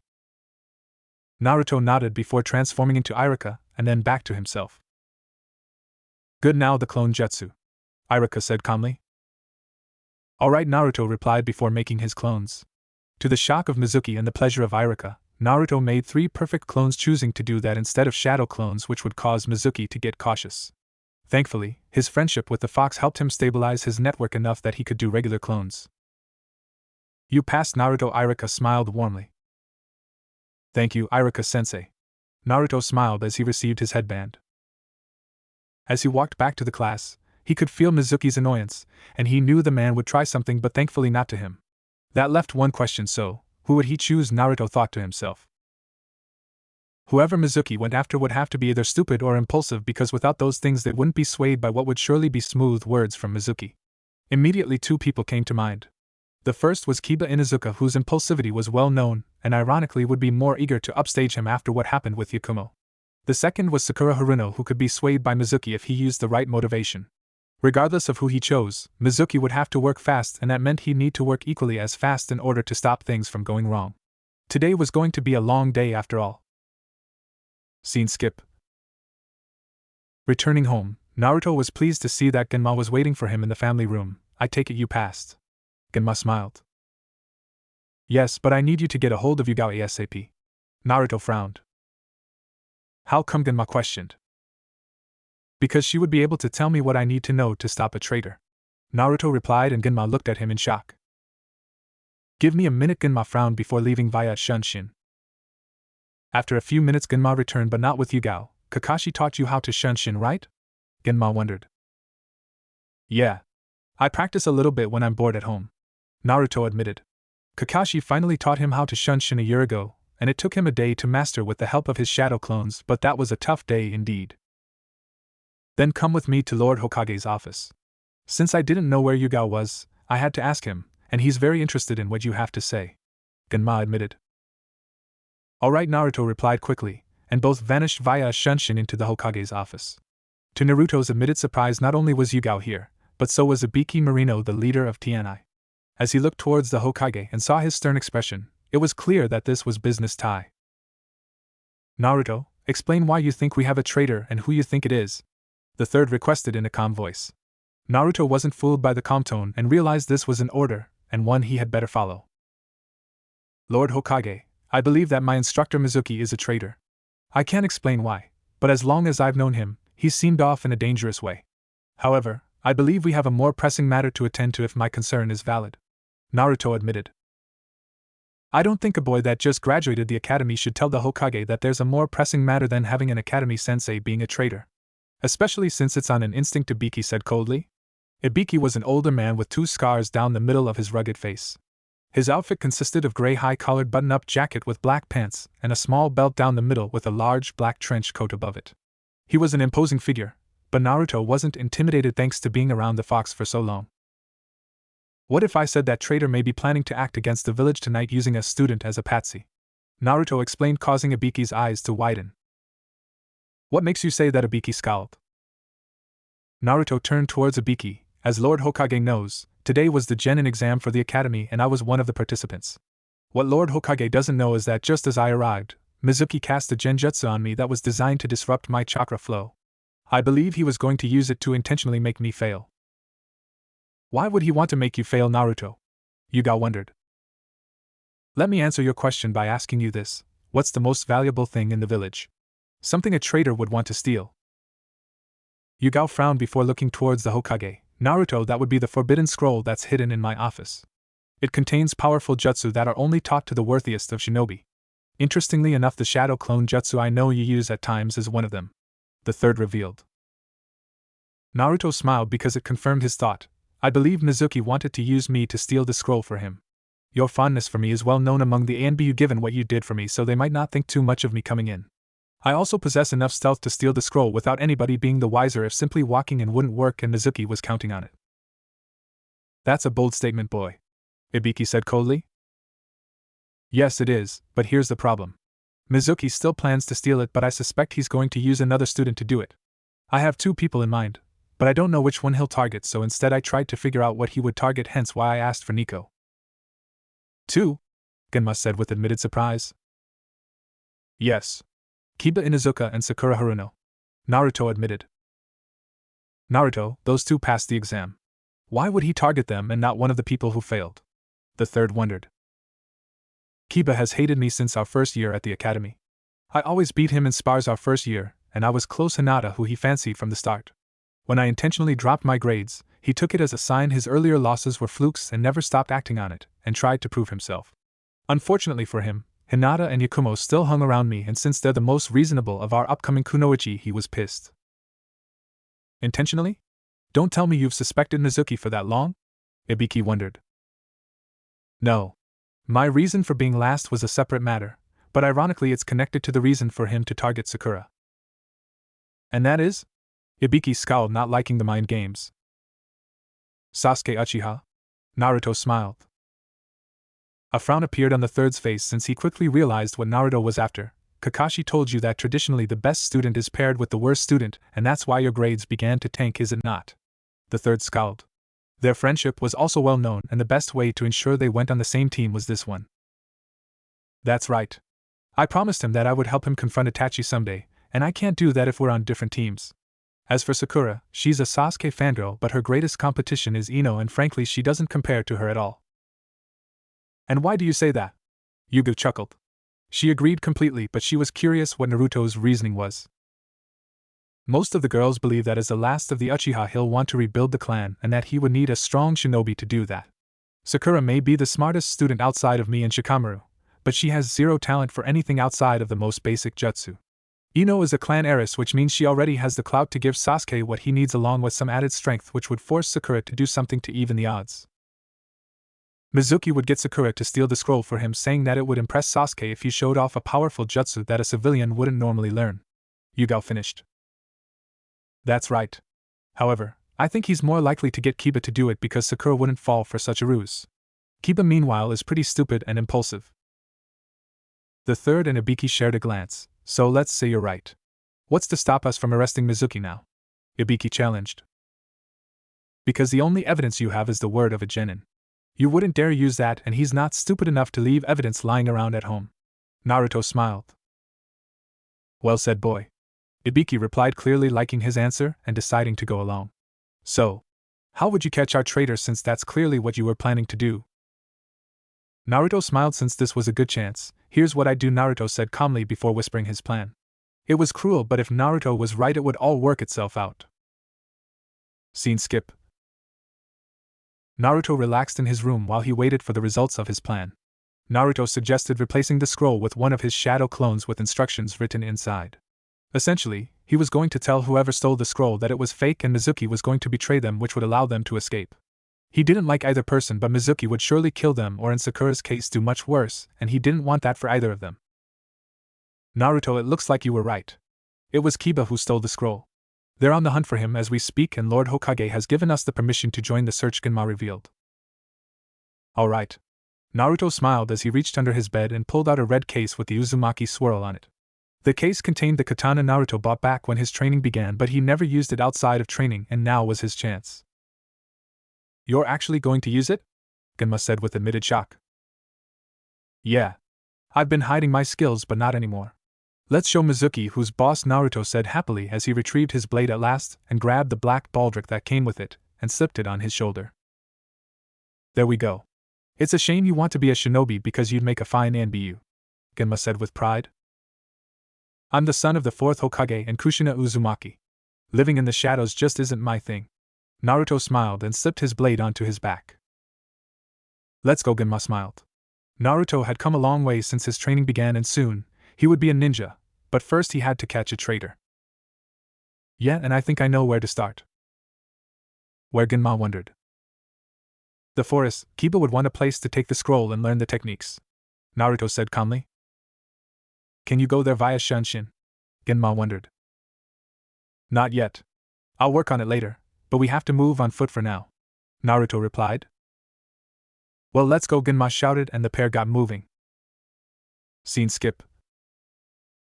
As they moved towards the forest, something occurred to Naruto. Does Kiba's mom know about what happened? Their clan are trackers, so finding Kiba should be easy, Naruto said calmly. Genma smiled. Normally you're right, and if we had no warning, they'd be among the first people we called. However, since we knew about what was going to happen, we didn't need to worry. Lord Hokage has Anbu stationed at the edge of the village from Mizuki, but we figured Kiba would be okay. Genma replied. Naruto nodded his approval, but the shadow clone he used as the fake scroll dispelled and the memories were not good. Shit, we need to move now. Naruto yelled out. What happened? Genma said nervously. The dumbass read our message but ignored it and confronted Mizuki. Naruto panicked. That fool. Genma frowned and the pair sped up. Kiba stood no chance against Mizuki, which meant this would end badly for him. The pair hurried towards the forest, moving as quickly as they could, and arrived within a few minutes. What they saw was Mizuki standing a few feet away from a battered Kiba who was in deep trouble. He had cuts and bruises all over his body, and he was bleeding badly. If he didn't get medical attention soon, he was dead. Luckily or unluckily for him, he was without his dog, which certainly bothered Naruto more than he cared to admit. What now? Mizuki frowned as he looked up to find Naruto and Genma. Kiba did too, and he couldn't help but groan. Naruto, Kiba said weakly. Humph. I guess this mutt was good for something after all, Mizuki said smugly. He was after Naruto after all, and here he was on a silver platter. Naruto and Genma frowned before hopping down to confront him. So I guess I'm taking Kiba to get medical attention. Genma sighed before picking up a battered Kiba. Yeah. Mizuki wants me and he's gonna get me, Naruto said with a smug smile of his own. He owed Mizuki a beatdown, and it's going to be special. Alright. I'll try to get back as soon as possible. Genma smiled before vanishing via Shunshin. Got it, Naruto replied as he focused on Mizuki. He wasn't sure if he wanted to use his blade or not, but he was ready to deal with the rogue Chunin. The smug look on Mizuki's didn't bother Naruto, and if anything, he was pleased to see that he was underestimated. A ninja's best tool was deception after all, and nobody did deception better than Naruto. Oh, Naruto, you should have kept Genma with you. Maybe then you would have had a chance. Mizuki smiled as he jumped at Naruto, ready to punch him square in the gut. When his shot connected, a sickening grin appeared on his face. A grin that faded when Naruto vanished, and a puddle of water appeared, causing Mizuki's eyes to widen. Water clones. This bastard couldn't do regular clones for ages? You should pay more attention, Mizuki. Look at my back. Naruto smiled. Mizuki didn't know what he was talking about, but when he noticed the blade on his back he scowled. So you have a blade now. Ha, is that supposed to scare me? No, but what it implies should. Tell me something, Mizuki. Have you ever wondered why the class is so annoyed with me? Naruto smiled. What sort of question is that? They're angry because such a pathetic ninja is in their midst. Mizuki taunted, hoping to get Naruto to drop his guard. Naruto reached back and pulled out his blade. Actually, it's the opposite, sensei. Naruto smirked before vanishing in a burst of incredible speed. Before Mizuki could react, Naruto was behind him with his blade at the back of the Chunin. What the? Mizuki gasped, wondering what was going on. My classmates were angry because most of them knew how skilled I really was. You see, in my first year at the academy I was the top student, but out of nowhere my grades fell. Most of my classmates were furious because they knew something was off. The only ones who didn't are that mutt Kiba and possibly Sasuke's fangirls. Everyone else knew how strong I was, and that's why they were pissed. Naruto smiled. So what? That doesn't mean you can beat me. Mizuki smiled, using the small opening to back up.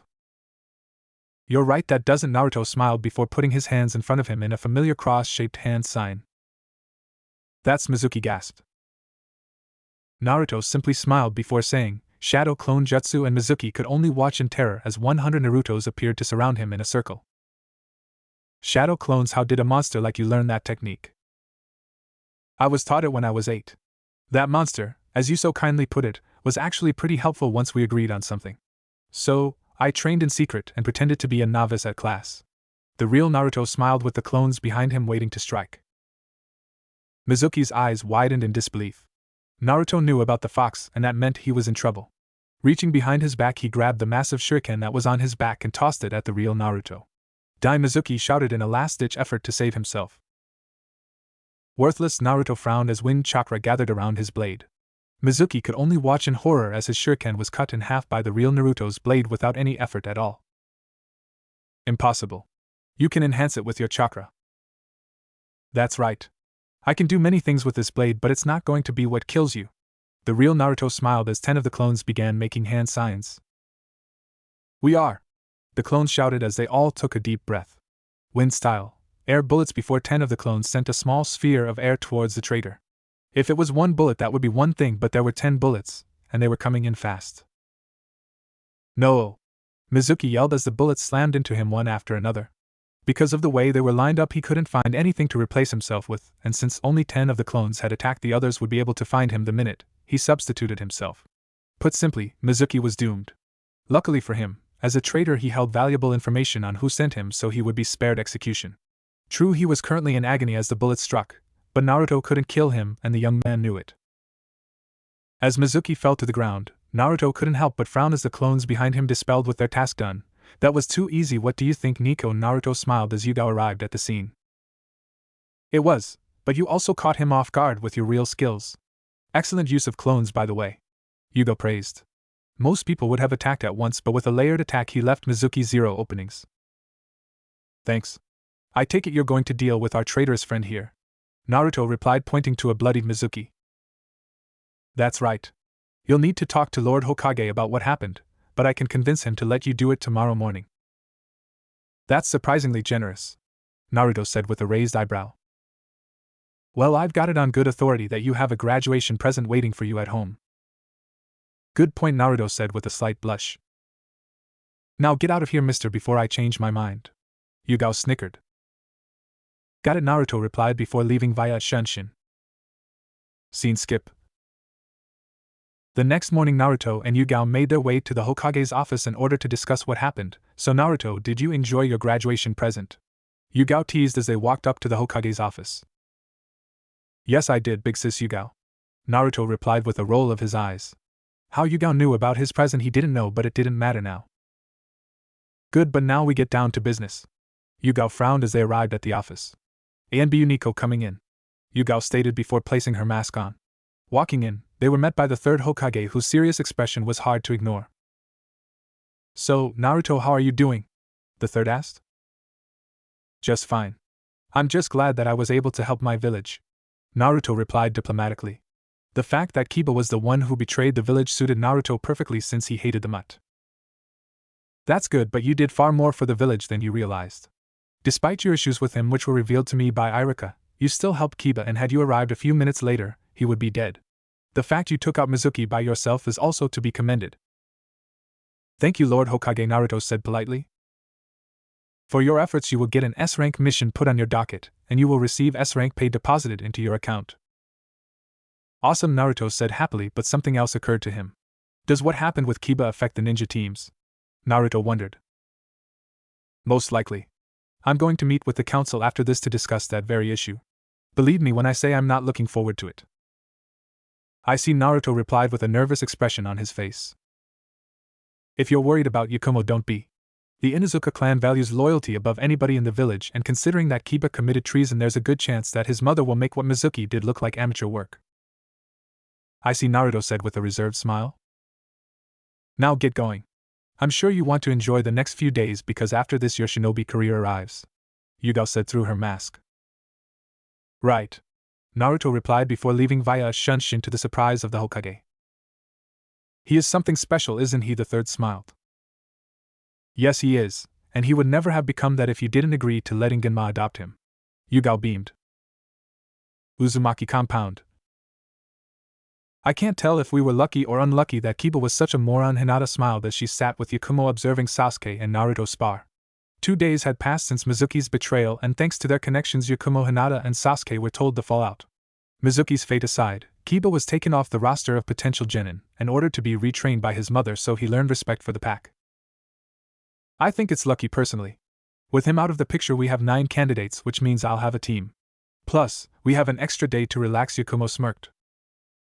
Yes, you have a team, but unfortunately, it won't be with Naruto. Hinata frowned. She knew that Kurenai would be her teacher, and Naruto was destined for a separate team with Sasuke, and since there was only one spot left, the role was more than likely to go to Sakura Harino, one of Sasuke's annoying fangirls. Look on the bright side. We can visit him anytime we want, Yakumo replied. The fact they could visit him whenever was a beautiful thing, and it was why she wasn't that upset at Hinata's statement. What are you guys talking about? Sasuke wondered as he walked towards the girls. He and Naruto stopped moments ago, and he noticed the 2 girls discussing something and couldn't help but wonder. How his promise to you is making it impossible for us to be with Naruto. Hinata teased. Hey, at least all of us are going to be on teams. Naruto mused. Yes, but we're probably stuck with Sakura. Sasuke frowned.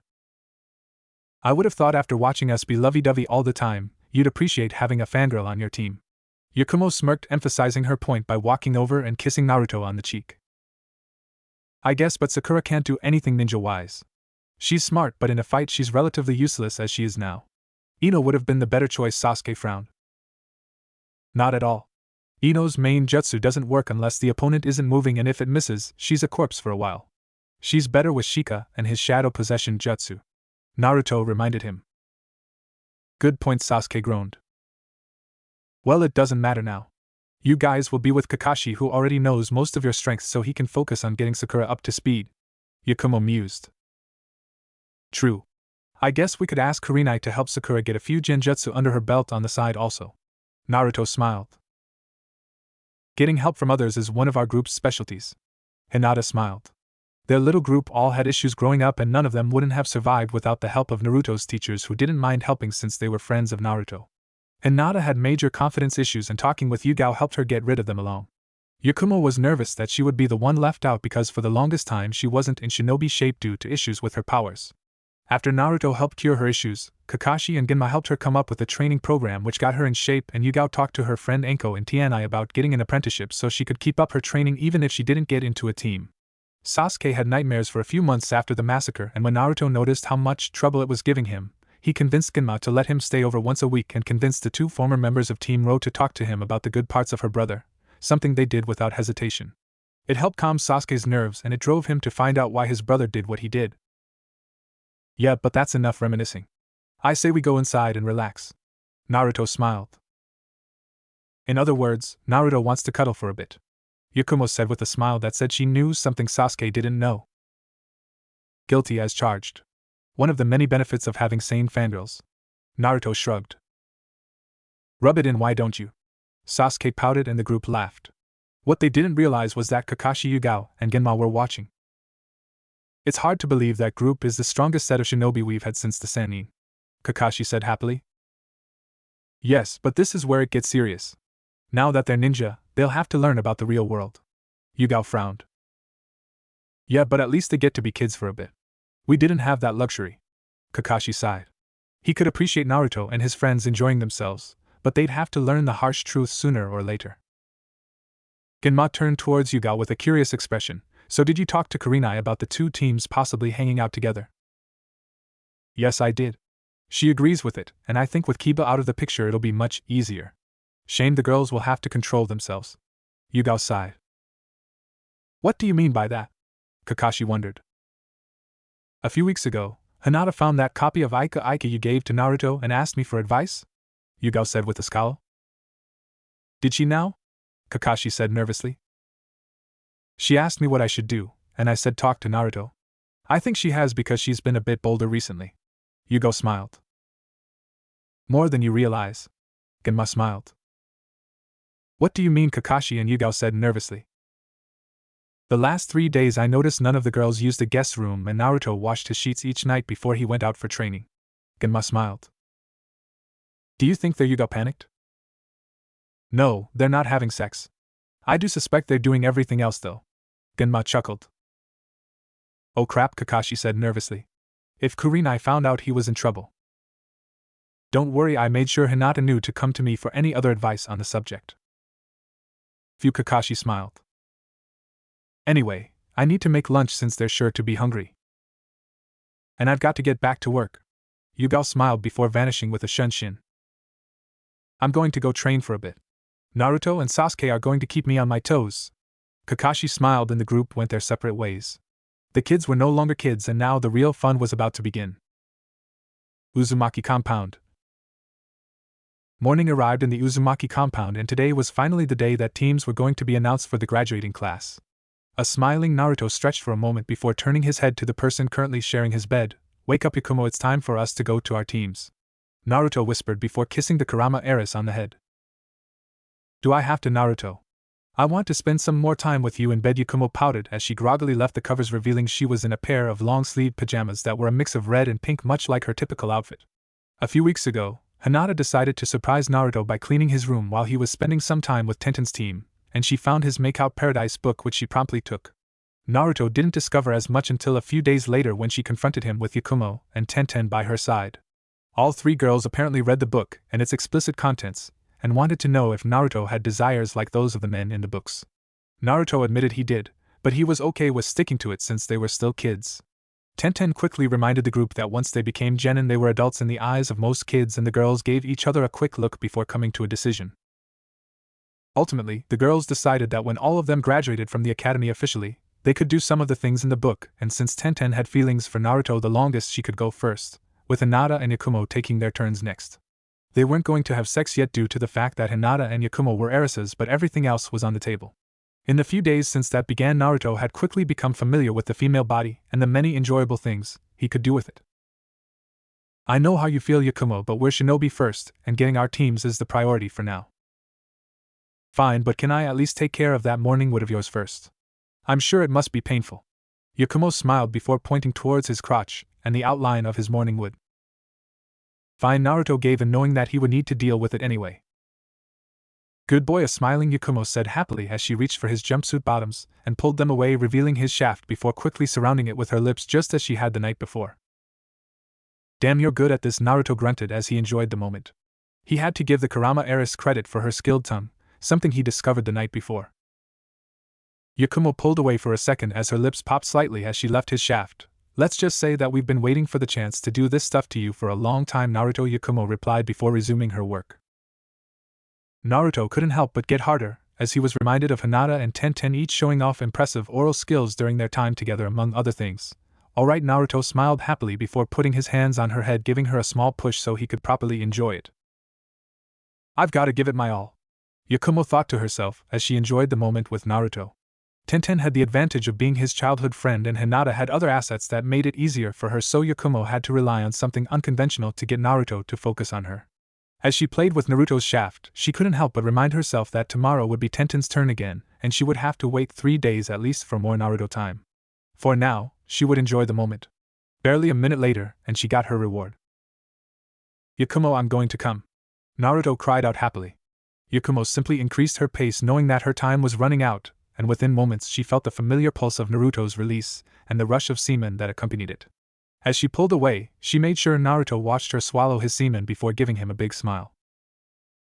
Let's get going. We're about to become shinobi, Yakumo said happily. You shower first, and I'm pretty sure Yugao left some clothes for you, Naruto replied before pecking her on the cheek. Okay, but you really should join me, Yakumo teased as she got up from the bed and walked towards the door, swaying her hips to tease Naruto as she opened the door. Damn that girl, Naruto groaned as he relaxed in his bed for a bit longer, trying to will himself down before he actually joined her, knowing exactly what would happen if he did. Scene skip. Naruto and Yakumo arrived at the academy to find Hinata waiting for them with a visible frown, which Naruto understood since they were running late. I hope you were respectful of the arrangement, Yakumo. Hinata scowled, figuring that Yakumo took her time to enjoy Naruto in the morning also. I was, Hinata, don't worry. Yakumo smirked as she walked to join her friend. Yakumo and Hinata were in their usual outfits, while Naruto had his black jacket on top with his blade on his back. And, as somebody pointed out in a guest review, I had the katana as 70 inches when I meant to say 70 centimeters, my bad guys. For Naruto, it was a return to the old days since he wore the black jacket during his first year but switched to the casual tracksuit later on. He even wore the tracksuit for the graduation exam and his takedown of Mizuki. Moving forward, he would probably use the tracksuit only when he was done with duty and relaxed at home, at least until he went to bed. Let's go, girls. It's time to become shinobi, Naruto said happily.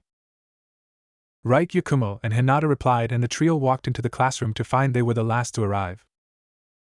Looks like the real Naruto is back, it's about time, Shikamaru said happily, noticing the black jacket he was wearing. What are you talking about, Shika? It just looks like he got rid of that tracksuit, Ino scoffed. Naruto sighed since Ino was as clueless as ever, but just as he was about to respond, an interesting source answered for him. Naruto's been faking his skill for years, Ino, Sasuke said with a grin on his face. Ino was stunned that Sasuke spoke up in his defense. What skill? He's the dead last, and I don't know why he's got that sword, but I doubt he knows how to use it. Naruto twitched visibly, but once again his classmates came to his defense. Clearly you've forgotten due to your obsession with Sasuke. But in our first year Naruto was the best among our group, and that jacket was part of his outfit. I don't know why he changed into that tracksuit, but now the real Naruto is back, Shikamaru retorted. You're kidding. He can't be that good, Ino said in disbelief. I am that good, Ino, and before you get any ideas, don't even think of using your techniques on me to see if I'm lying. It won't end well for you, Naruto warned. Ino's mind transfer would put her in direct connection to the fox, and that could end badly for multiple reasons. Why you? Ino frowned as she reached to move her hands to perform her family's mind transfer jutsu, a technique that would allow Ino to enter Naruto's mind and figure out what was going on. I wouldn't continue if I were you, a voice said from behind her with a kunai attached to her neck. It was Kakashi, and he was completely calm as he did so. What the? Who are you? Ino gasped, and most of the class did the same. My name isn't important, but you really should listen to what your comrade has to say, Kakashi warned, pressing the kunai further for emphasis. Fine, Ino said calmly before relaxing her hands. Good girl, Kakashi smiled before leaving via Shunshin. That was close, Naruto thought to himself. Unfortunately for Naruto, Ino wasn't going to just let it go despite what happened. What the hell was that, Naruto? Do you have some special bodyguard or something? Or something, Naruto smirked. Enough games, Naruto. You're going to tell me who that was right now, Naruto. Ino huffed as she walked towards him. Ino was stubborn, and after what happened she wanted answers. Naruto kept his cool and decided to have some fun. Tell you what, Ino, if you become a part of my team, I'll tell you about that guy, Naruto said calmly. Deal, Ino replied haughtily before going back to her seat. Had she paid more attention she'd see the smirk on Naruto's face and those of his quartet. You're in, Naruto, Hinata whispered to him. Naruto knew very well Ino wouldn't get her answers, which is why he did it. That level of deviousness was impressive, and something she missed seeing in Naruto. Thanks, Naruto chuckled. He was a bit surprised that Kakashi interfered regardless, but he was glad he did. He was fast enough to dodge Ino's jutsu, but if Iruka walked in to see Ino knocked out, it would have caused a bunch of headaches. Let's just relax for now, Yakumo suggested, growing tired of the antics already and simply wanting to get set up. Alright, Naruto smiled as the group walked up to their seats and relaxed. Scene skip. It took about 30 minutes for Iruka to arrive, and he smiled as he looked at his former students. Congratulations everybody, and all of you earned your headbands. This class is one of the best I've had in a long time, and I know you'll all be great. Iruka smiled. Iruka-sensei, how the hell did Naruto pass, and where is Kiba? Ino spoke up. Due to Naruto's change in appearance she didn't focus on that fact, but after calming down she realized Kiba hadn't shown up. That little Naruto, Sasuke, Yakumo, and Hinata all thought together. Kiba got involved in a classified incident which led to him not passing, and Naruto passed on his own merits, Iruka said diplomatically, recognizing Ino's intention. Alright, Ino replied with a frown. Moving on, it's time to learn who your teammates will be. Iruka smiled as he announced the teams. For the most part Naruto and the group didn't care, but soon his focus changed. Now for Team 7, Sasuke Uchiha, Sakura Haruno, and Naruto Uzumaki. Your sensei will be Kakashi Hatake. Damn it. Ino cursed since Sasuke was paired with Sakura. Take that, Ino pig, true love conquers all, Sakura shouted. This is going to be annoying, Naruto and Sasuke thought at once. Anyway, Team 8 will be Hinata Hyuga Yakumo Kurama and Shino Aburame. Your sensei will be Kurenai Yehi, Iruka said calmly, ignoring the predictable outburst. Alright, Hinata smiled warmly. Shino was a good guy and being with Yakumo and Kurenai helped, but the fact Naruto was with Sakura drove her nuts. Team 9 is still in circulation, so now for Team 10, Ino Yamanaka Shikamaru Naro and Choji Akimichi. Your sensei is Asuma Sarutobi. Damn it! Ino cursed again due to having two of the lazier members of her class. How troublesome, Shikamaru groaned. Ino was a family friend, but her focus on Sasuke drove Shikamaru nuts. Anyway, your senseis will be here soon, so be patient, and once again congratulations, Iruka said calmly before leaving. With Iruka gone, the time to wait for their sensei was over and Yakumo smiled. Hey, Naruto, want to ditch class and get some lunch? Yakumo said in code. Seriously, Yakumo? Hinata scowled, well aware of what Yakumo was after. Tempting, but Kurenai and Kakashi are coming soon, so I doubt we'd be able to escape for long, Naruto replied diplomatically. Oh well, Yakumo smiled. Sure enough, Kakashi walked into the room moments later. Hey Team 7, my name is Kakashi Hatake, and I'm your new sensei. Kakashi smiled as Ino flipped out upon seeing the man. You! Ino screamed. Yes, me, and before you think of telling your father what happened, I already did. He understood why I did what I did, and he thanked me for protecting his baby girl. Kakashi said happily. What? Ino said incredulously. She couldn't believe that her father approved of somebody attacking her, especially a jonin. Team 7, why don't we meet at the rooftop? Kakashi smiled before getting up to leave, ignoring Ino's outburst. See you later, Yakumo. Naruto smiled before kissing her and Hinata on the lips. Come on, Naruto, there's plenty of time for that later. Sasuke deadpanned.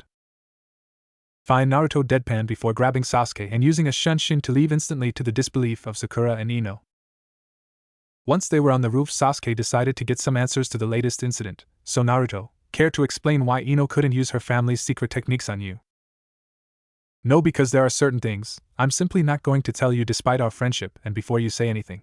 Hinata and Yakumo don't know either, Naruto said harshly. Sasuke, Yakumo, and Hinata may know about him being the fourth Hokage's son, but they don't know about the fox, and Naruto intended to keep it that way for as long as possible. Fine, Sasuke frowned before focusing on another matter. By the way, why were you waiting in the classroom, Kakashi? I wanted to see what the new generation is like. I've only dealt with your little group, so I wanted to see the others. What do you think? Sasuke wondered. Asuma's going to have his hands full with that group, but once they get it together, they'll be dangerous. Kurenai will have some fun, but the lack of a true powerhouse means that they'll have to avoid certain missions as genin. Do you think it would have been better if Naruto joined them? Sasuke admitted. Actually, no. Ironically enough, the best person to complete their group would be you, Sasuke. Kakashi answered. Me? Why is that? Sasuke wondered. Kakashi was about to explain, but Naruto cut them off. We gotta cut this short. Sakura's on the way, Naruto warned, having sensed the young woman coming. Oh well, Kakashi said calmly to Sasuke's annoyance. This isn't over. Sasuke pouted. Oh, relax, Sasuke, I know why and I'll explain it you later. Naruto smiled. Sasuke's grunt of approval was all they needed as they waited for their third teammate. Scene skip. Sakura arrived and sat with the group, but before she could ask the various questions she had, Kakashi spoke up. Normally this is the part where I introduce myself and make you guys do the same, but I don't need to do that this time around. Kakashi said bluntly. How come, Sensei? Sakura wondered. I've been training Naruto in shinobi arts since he was 6, and I only stopped a few years ago because they wanted me to become a Jonin sensei. Sasuke has been his friend for a long time, so I know him well. So, what are we doing here? Sakura wondered, deciding to put the oddities from before behind. Well, I wanted to tell you guys a few things about the world you're about to join before we have some guests. Kakashi said calmly. Okay, Sakura said curiously. You guys have probably thought many things about the shinobi world and about how it's all about fighting big battles and being a hero. I'm here to tell you that it's not. Kakashi said coldly. There are missions like that, but as genin you'll be lucky to get AC rank, worth anything if you get AC rank at all. So, what will we do? Sakura wondered. Genin like you guys are going to do primarily D rank missions, which are basically glorified chores, and you'll do them until I say you're ready for AC rank. That could be 1 month, or it could be 1 year for all I know. Kakashi said calmly. I see. Sakura frowned. But they aren't even genin yet, Kakashi. Don't get ahead of yourself. The voice of Kurenai Yuhi smiled as she walked up to join the group, with Team 8 trailing behind. Kurenai Yuhi was a beautiful woman with fair skin, long black hair that went down to her back, and sharp red eyes with red lipstick and purple eyeshadow on her face. She was wearing a red mesh armor blouse with the right sleeve visible and a dress that was wrapped around her body like bandages with a thorn pattern in the middle. She also had the Konoha headband and regular shinobi sandals.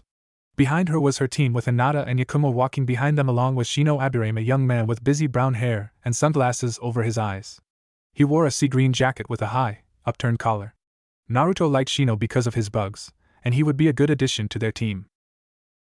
Yes, I know, Kurenai, but I wanted to make it clear that if they pass my test that this is what they'd expect. Kakashi replied. Fair enough. Kurenai shrugged. Why is Team 8 up here? Sakura wondered. Lord Hokage felt that because of the way our team is constructed it would do us some good to work with another team. Kurenai said diplomatically. I see Sakura frown, not liking the fact that two of her worst enemies would be around her more often. However, before we can even get to that, you need to pass our test. Kurenai smiled. Test? Sakura wondered, focusing back on that. Each Jonin will test their students in their own way. If they pass, then they'll continue on. Kakashi explained. And originally I was hoping to borrow young Naruto to assist in my team's test as a start to the process of us working together. Kurenai smiled. Me? Naruto said with a bit of surprise. Yes. Rumor has it you've been concealing your real skills, and that makes you perfect for the game we're about to play. Kurenai smiled. What game is that? Naruto wondered nervously. It's a variation of hide and seek. I wanted a tracking team originally, so I was disappointed to learn that young Kiba had failed, but this team is better suited for an ambush role. I was going to ask you to play the role of our seeker, Kurenai said calmly. Very clever, because you get both at the same time. As the seeker, I won't know where your students are, and I'm guessing that you want them to ambush me as part of the role, Naruto. Correct. At least it shows you're more intelligent than your scores suggest, Kurenai smirked, taking a small dig at Naruto, who shrugged it off. And when Kurenai asked me, I agreed and decided that we should combine our tests into one massive game. Kakashi smiled. Huh! Sakura exclaimed, not expecting that. Instead of simply Naruto seeking out Team 8, each member of Team 7 will be assigned one person to find from Team 8. The goal of Team 7 will be to look for their respective member, but Team 8 will be able to fight back, and they win if they're able to defeat their respective opponent without being seen, Kakashi explained. You guys don't play, Naruto whistled. Team 8 had a huge advantage because they could incapacitate somebody who wasn't their opponent without fail. So Kakashi, who do you think should be each person's opponent? Kurenai wondered. Naruto and Hinata. Yakumo and Sasuke. Sakura and Shino. Kakashi said quickly. That was fast. Kurenai admitted. She didn't disagree, but she was admittedly curious why he chose those pairings. Yakumo is a master of illusions, so pairing her with a future Sharingan wielder is the way to go. As for the other combinations, Hinata's Byakugan would make it impossible for Sakura to find her, so by default she's with Naruto and Sakura with Shino. What's that supposed to mean? Sakura huffed. Hinata decided to answer. My Byakugan lets me see chakra pathways, and since I can see you coming from a mile away, you can't find me. Naruto doesn't have to worry about that, and that makes it more interesting, Hinata explained. Alright, but I don't like it. Sakura pouted. I wouldn't expect you to. Kurenai smiled. So, Team 7 and 8 meet us at the 3rd training ground tomorrow morning. Kakashi smiled. Right. The group announced, and everyone went their separate ways for now. Scene skip. Later that night, Yakumo, Hinata, Sasuke, and Naruto were gathered in the living room of his compound in order to talk about the upcoming test. I can't believe we're playing hide and seek against each other. Hinata smiled happily. I'm more surprised that our teachers are allowing us to do this, Yakumo admitted. They have no choice, really. Everyone who knows our group realizes that you three should have been a team, and probably would have if Naruto wasn't so committed to helping me. Sasuke frowned just for Naruto to bonk him on the head. I made that choice, Sasuke, and we both know why. Regardless, I'll get to spend plenty of time with the girls if this cooperation plan works out, Naruto reminded him. But nothing. I made my decision, and I've stuck to it. I never imagined I'd become this close to Hinata and Yakumo either, but we've stuck together as a group.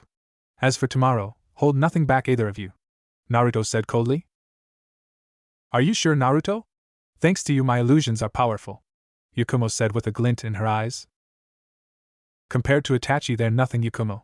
Naruto thought to himself, reminding himself of the few spars he had with Sasuke's brother before he went rogue. We want to become stronger, and that means using everything we know. Don't forget that I've been holding back also, and I know plenty of techniques that will make this really tough for all of you. I just hope Sakura and Shino are ready. Naruto smiled, causing the two girls to look at him nervously. Just how much have you been holding back? Yakumo wondered.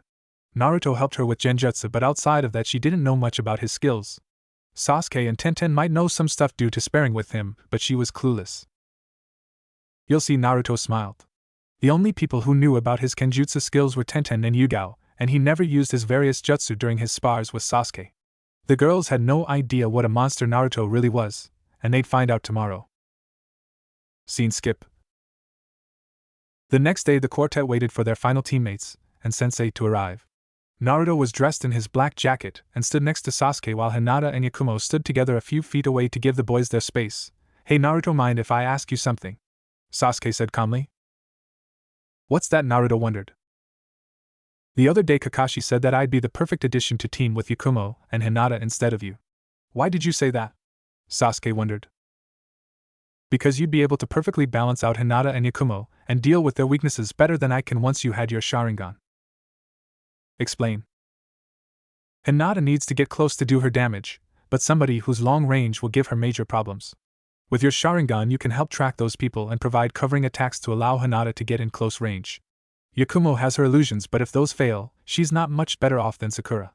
She needs a powerhouse to wear down the opponents so she can use those techniques. Once you got your Sharingan you could master plenty of jutsu." "I see," Sasuke said calmly, agreeing with Naruto's analysis. "Putting that aside, having Kurenai to help us will go a long way towards helping Sakura as well. From what Yakumo told me, Kurenai hates fangirls like Sakura, and believe me, she'll be ruthless when she realizes how bad Sakura really is." Naruto smiled. "I hope you boys aren't saying anything bad about us," Yakumo shouted. "We're talking strategy since we're about to be opponents once Sakura and Shino get here," Naruto replied. "Alright," Yakumo smiled. A few moments later and Sakura and Shino arrived. "Looks like we're last to arrive," Sakura frowned as Shino looked as nonchalant as ever. Kakashi and Kurenai appeared via Shunshin a moment later, and each was completely calm. "Alright everyone, it's time to get started with your tests, so go over to your teams," Kakashi said with a smile. "Alright," Sakura replied before going to Naruto and Sasuke's side with Shino doing the same for his group. "Now that you guys are here, it's time to begin the test. As you know, it's a game of hide and seek with Naruto seeking out Hinata, Sasuke seeking out Yakumo, and Sakura seeking out Shino. In order for Team 7 to win, they need to simply find their opponent. For Team 8 to win, they need to incapacitate their opponent without being spotted. You'll learn this soon enough, but not all battle in the shinobi world is straightforward. Learning how to find a hidden opponent and being able to successfully hide from your opponents are important skills." Kakashi smiled. "Right," the group acknowledged. "Alright Team 8, start hiding. You'll have a 10-minute head start to make this interesting," Kurenai announced. "Right," Team 8 replied before quickly moving into the forest. As Kakashi and Kurenai looked on from a distance. With Team 8 gone, Team 7 sat in wait. So what now? Sakura wondered since they had 10 minutes to plan. Normally she'd ask Sasuke, but considering what's been said about Naruto, she was curious what he thought. "Now we prepare some stuff of our own," Naruto replied with a large grin on his face. "What did you have in mind, Naruto?" Sasuke wondered. Seeing that grin meant that Naruto had a plan. "A secret weapon," Naruto said with a smile as he began making hand signs slowly before walking over to a curious Sakura. "That's?" Kurenai said in shock as she recognized what Naruto was doing instantly. "So that's his plan. Naruto, you really are smart." Kakashi smiled. "When did he learn Yakumo's Genjutsu blocker?" Kurenai said in shock. "Yakumo tested her Genjutsu blocker on Naruto. In fact, Naruto's helped Yakumo test most of her best techniques," Kakashi explained, and Kurenai could only look on worried for the newest development. Naruto finished his technique before placing his finger on Sakura's neck, pressing briefly. "There, that should help." Naruto smiled as the blocker took effect. "What did you do to me?" Sakura shuddered, feeling an odd sensation from activating the jutsu. "It's a Genjutsu blocker. They may not have said as much, but this is a team exercise as much as it is an individual one. Shino is as tricky a fighter as we have in our group, but that won't matter if you get caught in one of Yakumo's Genjutsu. Trust me when I say that this blocker might be the difference between us passing or failing." "I see," Sakura said in shock as Naruto applied the blocker to himself, and then Sasuke. "Now what?" Sasuke wondered, knowing Naruto had another plan. "Team 7, you can go now," Kakashi said calmly, interrupting the group. "Now we make this a bit more fun." Naruto smiled before using the familiar cross-shaped hand sign, Shadow Clone Jutsu. Naruto smiled before sending a group of 5 clones into the forest. "Are those real?" Sakura said in shock. "Yep, and they're useful as hell." Naruto smiled before going to the clones. "Alright guys, search and destroy," Naruto ordered. "Right." The clones smiled before running into the forest. "Should we follow them?"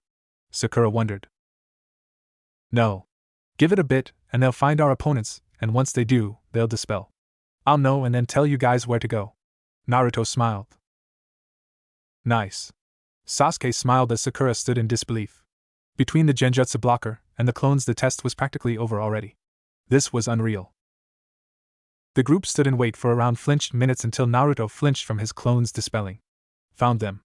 Naruto smiled. Where are they? Sakura insisted. Shino is to the west, halfway into the forest. Yakumo is to the east, and not far in. As for Hinata, she's in the middle of the forest. Naruto smiled. Then shall we? Sasuke smiled as he prepared himself. Let's go. You may have found his location, but I still need to actually locate my partner. Sakura smiled. Go ahead. Naruto smiled as Team 7 made their move, running into the forest. Did you know he could do that? Kurenai said angrily. I knew about the clones but not the blocker. On one hand, the hard part is over, but in the end it's up to the others to show what they can do. Kakashi smiled.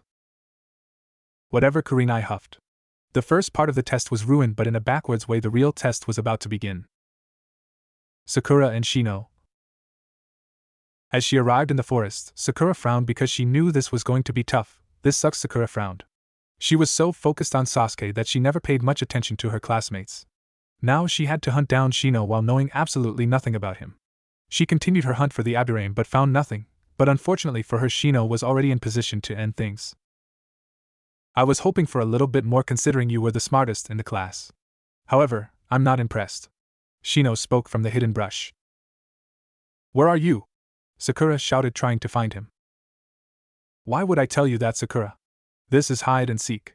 Shino taunted yet again. Damn you, Shino, get out here. Sakura shouted again.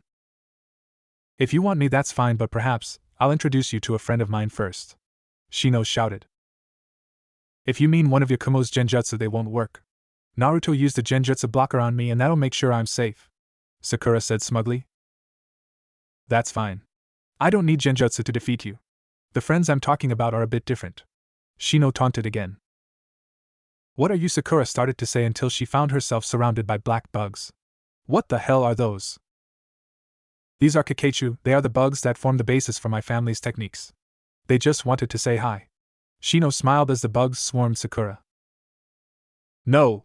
Sakura screamed as the bugs surrounded her before she could make a single hand sign. Her defeat was swift and brutal. Sasuke Yakumo. Sasuke smiled happily as he walked into the forest, ready for what he was certain was Yakumo's illusions. Sorry, Yakumo, but you won't be able to hide for long. Sasuke smiled. He felt a small tingle, and that was proof that Yakumo's genjutsu was blocked. As Sasuke kept moving, Yakumo was shocked to find that the genjutsu Sasuke walked into didn't work. That's impossible. How did you stop my genjutsu? Yakumo said angrily from a distance. Your boyfriend showed us your genjutsu blocker. So, I'm protected from your techniques. Sasuke smiled. He what?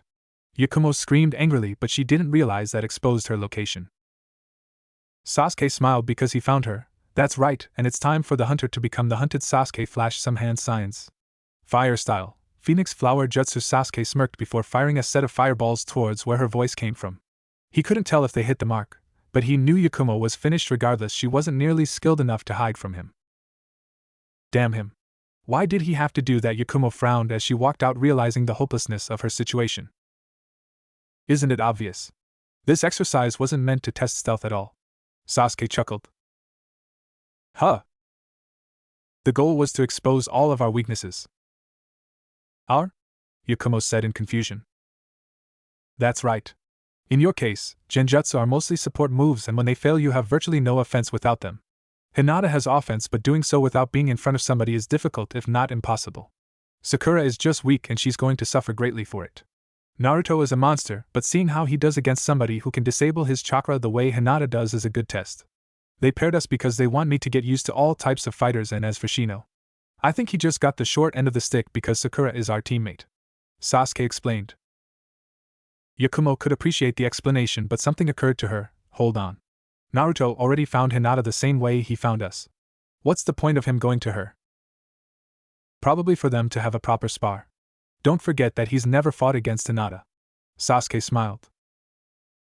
Or they just wanted an excuse to make out in private. Yakumo frowned. Who knows? Sasuke smiled. Naruto and Hinata.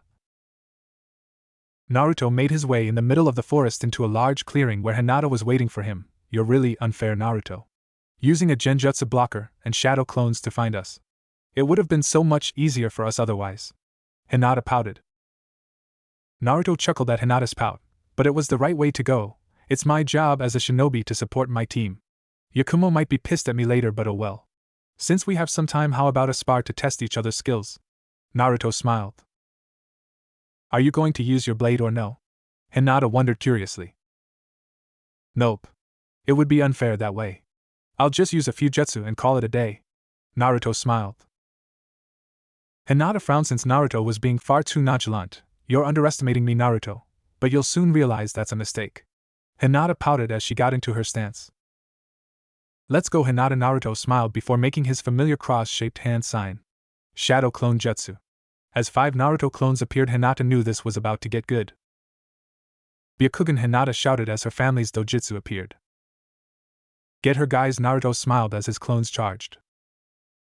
You should know very well that your clones won't work on me. Hinata smiled as she used her Byakugan and some quick movements to take care of the clones as the real Naruto looked on. Yeah, but I wanted to see a bit of your fighting style. Now it's time for the real battle. Naruto smiled before reaching up his right hand with 2 fingers in the air with a half-ram sign connected to his arm. Hidden mist jutsu, Naruto shouted. Hinata looked on in shock as mist clouded the forest, blinding her. What in the world? When did you learn a technique from the hidden mist? You might be able to see everything, Hinata, but not anymore. You're finished. Naruto smiled before shouting out. Shadow Clone Jutsu. More Narutos popped into existence, but thanks to the mist, Hinata was trapped. I get what you're planning, Naruto, but that won't work. Thanks to my Byakugan, I can still see the outlines of your chakra network, and since you have to attack me eventually, I'll be fine. Hinata said confidently. You'd think that, wouldn't you, Hinata, but you're wrong. Naruto smiled. Hinata braced herself for whatever Naruto was up to before she was slammed by a wind bullet. Ah, Hinata yelped. You might be able to see my chakra network, but I can attack you from long range. Now I have the advantage and I intend to press it, Naruto said from within the mist. Damn it. Hinata cursed since she was truly trapped. Due to the spars, she suspected Naruto was a close-range and Kenjutsu fighter, but apparently that wasn't the case. I'm sorry, Hinata, but it's over, Naruto said via the mist. Hinata was helpless as Naruto pelted her with wind bullets, and before long Hinata collapsed from exhaustion. It was a comprehensive defeat for Hinata, and it was proof that Naruto was seriously holding back. You really are a monster, Hinata smiled before falling unconscious. With his victory secured, Naruto blew away the mist around them and walked towards his downed opponent. You have no idea, Hina, you have no idea, Naruto replied with a wry smile. Kakashi and Kurenai stood in the middle of the clearing waiting for the teams to return from the tests. Given what already happened, either was surprised when a frowning Yakumo walked out first with Sasuke next to her with a calm expression on his face. Not long after was Shino carrying a knocked-out Sakura with his bugs until it became time to set her against one of the 3 small wooden poles in the middle of the clearing. Looks like those went as expected. Kakashi smiled. A part of him wished he had a photo of Sakura being carried by the bugs, but he wasn't that lucky. Still, he hoped the girl learned a brutal lesson at the hands of the bug user. That's right, but I'm surprised Naruto and Hinata are taking so long, Kurenai commented. Thanks to Naruto's shadow clones, he knew where Hinata was, and that meant the challenge was practically over. They shouldn't have taken this long to return. Don't worry about it. They'll be fine, Kakashi assured Kurenai. Just before Kurenai could respond, Naruto arrived with Hinata on his back. To the shock of everyone, Hinata looked like she was in an intense battle. What happened? Kurenai said nervously. I wanted to see how she fared in a spar against me. I won pretty easily, but in her defense I'm a horrible matchup for her, Naruto replied before lying Hinata on another post next to the still unconscious Sakura. Kakashi was beaming with pride at the efforts of his student, having sent a clone to watch the battles long before the test began. Although Naruto's strategy wouldn't work against a more experienced Hyuga, it was perfect for the novice Hinata, and it would provide a wake-up for her to brush up on clan techniques. Naruto, can you wake up Hinata and Sakura? It's time to tell you guys the results, Kakashi instructed. Fine, Naruto shrugged before waking up the 2 girls, who sluggishly got up and gathered together with their respective teams to hear the fallout of their test. Before we get to whether or not you passed or failed, I'd like to know if you guys learned anything from this exercise? Kurenai said diplomatically. Naruto ruined the original plan, so she had to improvise, and it actually worked out pretty well. I learned that I'm really weak and that textbooks won't tell me a thing about being a ninja, Sakura said shamefully. She was helpless against Shino, and her status as the weakest of the six was clear to see. Even Yakumo with her weak body would crush her without the genjutsu blocker, and boy wasn't that a bitter idea. I learned that Naruto is really a badass. Sasuke smiled. True, he trained against Naruto for years and was vaguely aware of his partner's strength, but given what he saw from this small display, it was clear Naruto was a terror. I learned that without my genjutsu I'm in trouble and that Naruto is a jerk. Yakumo pouted. She was planning to cast an area of effect genjutsu on the forest, and from there Shino's bugs and Hinata's Byakugan would help them make quick work of the group. Naruto's blocker completely destroyed that plan, and she was helpless. Then again, she would probably lose to everyone here besides Sakura if they knew about her genjutsu. I learned that long-range jutsu work really well on me if my opponent can take away my eyesight. Naruto used the hidden miss jutsu on me and I was helpless to stop him. Hinata said shamefully. You know the hidden miss jutsu? Kurenai and Sakura gasped. Yep, but that's not important right now. My lesson was it is essential to find your opponent's weakness and exploit it if you were capable. Naruto shrugged. Sort of like Sasuke, he didn't learn much since he already knew that Hinata would struggle against him. Kurenai frowned before turning to her final student. I'd ask you what you learned, Shino, but I take it that much like Naruto you didn't learn anything. Kurenai said in a gentle way. She heard much of Sakura Haruno and not a lot of it was good. Seeing how helpless she was against Shino was not pleasing at all. Luckily, she was Kakashi's burden. That's correct, but I'm sure I'll learn plenty moving forward. Shino replied respectfully. Well then I'm happy to tell my team that they all passed. Kurenai smiled. And I'm saying the same for mine. Kakashi beamed. Huh? How did all of us pass? Sakura wondered since she lost miserably. Kakashi smiled before speaking first. My test was to see how you'd address an ambush as a team.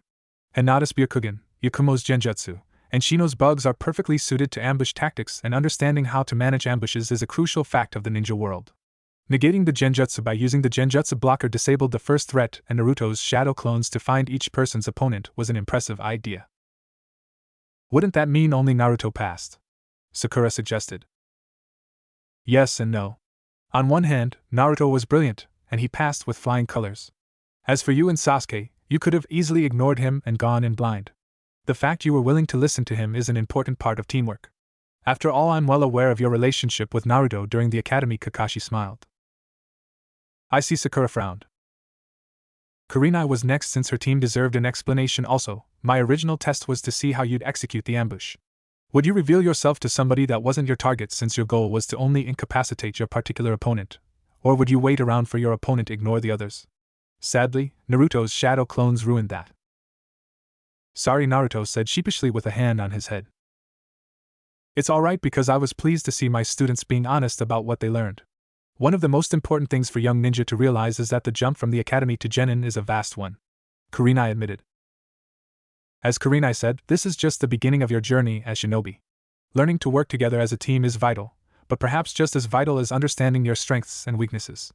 Not everyone is good at everything, and knowing where your strengths and weaknesses lie tells you a lot about how you fight and affects how you act as a shinobi. What are your weaknesses, sensei? Sakura asked curiously. Kakashi was admittedly surprised by the question, but a part of him was very pleased. My weakness is stamina. Due to the way I fight, I can't be in a long battle or I'm in trouble. The way you fight? Sakura wondered. Yes, Kakashi smiled before moving his eye patch to reveal a Sharingan. Sakura and Shino looked towards Sasuke, but both were surprised to see that he was calm before focusing on Kakashi again. During my ninja career I became known as Copy Ninja Kakashi, and I've used this Sharingan to copy hundreds of jutsu. However, the Sharingan drains a lot of energy from me, so I can't fight for very long. Is it really that draining? Hinata wondered, curious if Sasuke would have the same issue. Normally no, but it is for me due to how I obtained my Sharingan. The point is that everybody has weaknesses, and knowing how to work around them is crucial. Everybody has weaknesses besides Naruto. Yakumo pouted. Not the time, Yakumo. Naruto frowned, aware that she was pretty angry at him. Well, Naruto had a weakness. Kakashi shrugged since it wasn't his place, and he tried to keep neutrality going. I'm confused. Sakura spoke up. Naruto's weakness used to be genjutsu, but after working with Yakumo on the blocker that weakness is gone. Hinata smiled. Actually, I still have a weakness. Naruto admitted, causing Yakumo to look at him in disbelief. How? You can fight long range or short range, and you even use Kenjutsu. You're stupidly smart so you can plan as well as anybody outside of Shikamaru, and that's a toss-up. Your stamina is absurd, and you have a healing factor. What could you possibly have as a weakness? Yakumo vented in anger. Sakura's eyes widened at the news. When Shikamaru suggested the real Naruto was back, she wondered what that meant, but it was practically impossible to think he was that skilled. My weakness is ruthlessness, Naruto admitted. How can ruthlessness be a weakness? Yakumo screamed in disbelief. Because as a shinobi your duty is to defeat your opponent by any means necessary. On the battlefield it's kill or be killed, and if you don't have the heart to kill, you're going to have problems as a shinobi. Kakashi spoke up, causing the kids besides Naruto to freeze, something Kurenai noticed and decided to address. Let's stop talking about this depressing subject for right now. The good news is you 6 have all passed. For Team 7 this is your training ground, but mine will meet at Training Ground 10 starting tomorrow morning at 9 a.m. You have the rest of the day off to think about what you've learned and make yourselves better, Kurenai said calmly. Team 7 meet here tomorrow at 9 a.m. also. We'll start training and working on new strategies for all of you, Kakashi continued. Right, the joint team shouted before everyone separated for the day. Scene skip. Naruto returned home with a smile on his face, ready to start his official training tomorrow. When he arrived at the entrance of the compound, he noticed that a surprising guest was waiting for him in the form of Yakumo's uncle Unkai. Well, this is a surprise. What brings you to this side of the village? Naruto teased. He met Unkai and the rest of the Kurama clan when they helped Yakumo with her powers before. The clan owed him a large debt for protecting her, which was one of the reasons they were okay with Yakumo spending as much time with him as she did. Admittedly, he wasn't sure how they'd react to the newest change, but that was a concern for another day. I wanted to discuss something with you, Naruto, Unkai said calmly. Then come on in. Naruto smiled as he used the blood seals on the compound to get in. After the long walk to the main mansion, they quickly moved to the living room to talk. Would you like some tea, Unkai, or are we just going to get down to business? Naruto wondered. Let's talk since I don't want to take up your time. Unkai nodded before sitting down on the small chair directly across from the couch. All right, Naruto replied, taking his spot on the couch so he could look at Unkai directly. I'd like you to remove the seal on Yakumo's powers, Unkai said bluntly. Naruto raised an eyebrow at that. I don't see why. The seal is designed to slowly fade away so Yakumo can get used to her power. That was the agreement I made with the clan when designing the seal. Naruto frowned. Yes, but now she's about to become a shinobi. I'm worried that with the seal affecting her power she'll have trouble, Unkai admitted. The clan overall agreed with this and let Unkai be the one to discuss it with Naruto since he got along well with the young man. Naruto sighed because he figured that might happen even after all this time. How about a compromise? I'm listening, Unkai replied with intrigue. I'll give her sensei a key to unlock Yakumo's full power if the situation requires it. Until then, let the power bleed out and integrate into her body. That's fine. The clan as a whole just wants to ensure our heiress is safe, Unkai said calmly. I understand, Naruto smiled. The clan's concerns were why Yakumo's dream to be a shinobi was stopped before, and now they were showing their concern again. Luckily, they had a way around it this time. Well, I'll be on my way. Please take good care of Yakumo, Naruto. Unkai smiled. I will, Naruto replied firmly. Yakumo was his precious friend, and keeping her safe has always been something he wanted. That was easy, but there was the other issue that involved him and Yakumo, and that was how to manage their more physical relationship. Scene skip. Naruto's eyes opened as he prepared for, but unfortunately for him, he was still distracted by Unkai's discussion the other day. Looking to his side, he found the naked form of Tenten, who stayed over for the night as part of the agreement the girls made just a few days ago. Unlike Hinata and Yakumo, who still had some clothes on when they cuddled with Naruto, Tenten slept naked, which was always awkward for Naruto for various reasons. These girls will be the death of me, Naruto thought to himself as he focused on his morning wood. His first night with Tenten was something else, but when he realized his childhood friend started sleeping naked in between their time at the orphanage, and now, it took every bit of willpower he had to not have sex with her. He was so distracted by his thoughts that he didn't realize he wasn't the only one up.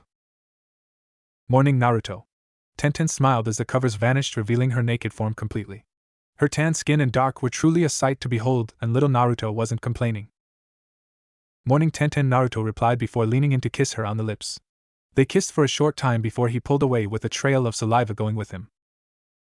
Normally this is the part where I polish your sword, but I figured I'd give you some advice as somebody who's been where you are, I mean officially passing your team's test and all.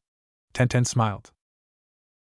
Sounds good, Naruto replied as Tenten snuggled into his right side for a bit. Starting today you'll do missions, but I'm warning you ahead of time, most of them are boring. Things like shopping or random tasks to help villagers. Tenten replied. Just great, I have to help these idiots. Naruto cursed, not liking this at all.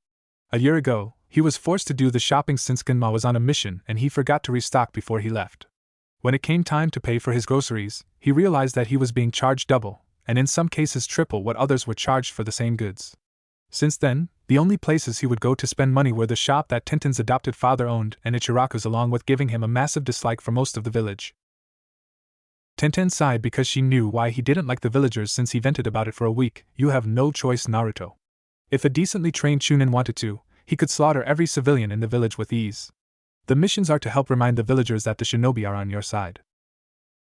Fine, but I won't like it. Naruto sulked. Of course, Nato, but there is one mission you should definitely watch out for. And that is catching Tora the cat. She belongs to the daimyo's wife and is a nightmare to catch. I swear the thing is a ninja cat with how fast it moves. Tenten groaned. That bad, huh? Naruto wondered. It took my team close to an hour, and that's with Niji's Byakugan and Lee's speed. If you don't have a plan, it will drive you nuts. Tenten warned. Good to know, Naruto replied with a smile. Tenten looked at the clock and frowned because it was 7 a.m. Sorry, but I gotta get going. Time for me to meet with my sensei, Tenten revealed as she moved over to his desk to grab a robe that was left out so she could go shower. See ya later, Naruto replied as he watched her go. Once she was gone, Naruto went through the mental gymnastics he needed in order to prepare himself for the day and get rid of his morning wood. Scene skip. Naruto's first day as a ninja was over, and luckily, he avoided the dread Tora mission. Unfortunately, the other issue Naruto had was still very much there, and it was how to deal with his girls. Luckily for him, tonight was a free night so he could relax. Sitting at dinner with Genma, Naruto couldn't help but frown, and his adopted uncle noticed as much. What's wrong, Naruto? Not finding ninja life to be all you thought it would be? Genma teased. No, between what Kakashi and Tenten told me I knew what to expect, but I have another problem. What's that? The girls. Naruto frowned. Genma was slightly caught off guard since Naruto's little harem wasn't something they discuss very often, if at all. So what's wrong? Genma said gently. I want to do other things with them, but I feel like if I do it with one, I can't do it with the others, you know. Like it wouldn't be fair to string them along like that. Naruto admitted. He was positive all three girls would sleep with him if he made his feelings known, but things weren't nearly that simple. Genma was caught slightly off guard with that since it spoke to Naruto's mentality as a person. So you want to do those things, but you feel like you have to choose one of them, Genma said calmly. Yen, Naruto replied before coming to a decision and standing up. Shadow clone jutsu, Naruto shouted, and 3 clones appeared. What's going on, Naruto? Genma wondered. I'm going to give myself a break and see what happens, Naruto replied before looking to his clones. You go see Hinata. You go see Tenten. You see Yakumo. Tell the girls I need a break from everything and that I'll get back to them later, Naruto instructed. He already sent a clone to give Kurenai the seal to Yakumo's powers, so she'd be fine, but maybe it was best to step back from it all for a bit and see how he felt. Right, the clones replied and left via the Shunshin. Genma could only look on since Naruto's decision was clear for now. If he couldn't choose between the girls, he wouldn't choose any of them. Ironically, there was a solution to his problem that Naruto wasn't aware of and would solve his issue pretty easily. However, he wanted to see how this played out first before revealing it. Naruto, are you sure this is what you want? Genma asked again. I don't know what I want right now, Uncle Genma, but I'm going to find out soon, Naruto replied. Scene skip. A week passed, and unfortunately for Naruto, things didn't get better. The girls turned out to be a calming presence for Naruto, and the lack of sexual relief combined with the annoyance of D-rank missions finally caused Naruto to snap during his latest mission, rather ironically the Tora mission that Tenten warned him about. Kakashi forbid Naruto from using the shadow clones, so he had to find the cat on his own, and it was proving to be just as annoying as Tenten warned. Alright guys, we've found his location, Kakashi said calmly over the radio they were using to communicate. Finally, I'm getting tired of this stupid cat, Naruto growled, his annoyance clearly growing. Naruto, calm down. You've been tense for the last week, and it's getting to you, Sasuke said nervously. Sasuke's right, Naruto, calm down, Kakashi replied. Both men knew Naruto was getting frustrated and it looked like his limit was approaching. Naruto took a deep breath like his two friends said and relaxed. "I'm good," Naruto said calmly. "Then get him," Kakashi replied warily. He knew Naruto wasn't fine, but they had to deal for now. Naruto approached slowly, but Tora noticed him and started to flee, which Naruto wasn't going to allow. "That's enough from you, Tora," Naruto growled, sending a wave of killer intent at the cat. Tora froze, and a smiling Naruto grabbed the cat and stared at it with his intent still focused to ensure it didn't escape. "Now you're going to be a good little cat and stay right there. When we get you back to your master, you're going to behave. Am I clear?" Naruto said coldly. Tora fearfully relaxed, and Naruto relaxed his intent. A nervous Kakashi quickly arrived and confirmed Tora's identity. "We're done here, but Naruto, do you mind giving me Tora? You look like you've been through a lot," Kakashi said nervously. He could see that Naruto was still slightly annoyed, and bringing Tora to the daimyo's wife might not be the brightest idea. Naruto noticed Kakashi's nerves and quickly relaxed himself. "Sure. Just give Uncle Genma my pay," Naruto said calmly, knowing that it was probably in his best interest to relax. "All right," Kakashi replied back to the others. Naruto was at his limit, and he needed some time alone for now. Hopefully nothing bad happened. Scene skip. Naruto's trip back was mostly peaceful since the young blonde managed to calm down. Fortunately for him, the villagers left him alone and he was almost home before he ran into somebody he really didn't like. "Well, if it isn't Naruto. What have you been up to?" Kiba Inuzuka said smugly. For some stupid reason, Kiba decided to confront him without his dog, but Naruto was going to try and take the high road. "I don't have time to deal with you now, dog breath," Naruto growled, trying to move away, but Kiba moved in front of him. "No, you're going to stay right here," Kiba growled back. "Kiba, you have 5 seconds to let me go or we're going to have a problem," Naruto replied, his patience slowly fading. Without Akamaru, Kiba stood no chance against him, and this would end badly. "Or what?" Kiba taunted, which turned out to be a huge mistake. "Or this," Naruto shouted before quickly creating a spiraling ball of blue chakra and slamming it into Kiba's stomach, sending him flying in the air. Admittedly, Naruto wanted to use his blade to handle Kiba, but when he saved him from Mizuki, Naruto noticed a plate of armor underneath his jacket. However, that wouldn't matter against this technique. When he noticed that Kiba was flying towards an empty alleyway, Naruto used his speed to catch up to him before sending him into the alley with a brutal roundhouse kick. As Kiba hit the ground with a thud, a wicked grin formed on Naruto's face. He walked towards Kiba with very cruel intentions in mind. Fortunately, or unfortunately depending on who you ask, a familiar face showed up behind him. "That's enough, Naruto. I believe you've taught Kiba quite a lesson for now," Yugao said sternly beneath her mask. "I'm not so sure," Naruto replied before turning towards his mentor with a vicious grin on his face. Underneath her mask, the look of concern was clear to see. "Naruto, if you don't stop, I'll be forced to take more aggressive action," Yugao said again, and Naruto shrugged. He was angry at Kiba but not enough to fight Yugao. "Fine. Just get the mutt some help since I'm sure he needs it. I've got to get home." Naruto smiled before vanishing via a shunshin. Yugao walked towards Kiba and scowled as she looked at the young man and saw what damage had been done to him. To think he'd used that on a comrade. Yugao thought to herself with concern. She was on the way to start her shift at the Hokage's office when she noticed Kiba confront Naruto. She let it play out, but that turned out to be a big mistake, and it revealed that Naruto was not in a good place. Somebody needed to do something and fast. Kakashi POV. "After getting payment from the Hokage for our mission, I dismissed the team so we could all relax. Sakura left quickly as usual, but Sasuke stayed. Is Naruto alright?" Sasuke asked, and I smiled. Those two were as close as ever, and it showed at times like this. When they wondered why Naruto wasn't with them, he said that it was a personal matter and not to worry, but Sasuke clearly did. "He's a bit upset. The last few days he's been a bit cranky," I replied. Cranky was an understatement. Considering that he hasn't spent as much time with his girls, we shouldn't be surprised. Sasuke smirked. "Yes, but he has his reasons," I replied, aware of what Naruto was dealing with thanks to Genma. Sasuke was about to say something but paused, causing me to look behind me. I spun my head and instantly began to frown because Yugao was in front of us in her Anbu outfit.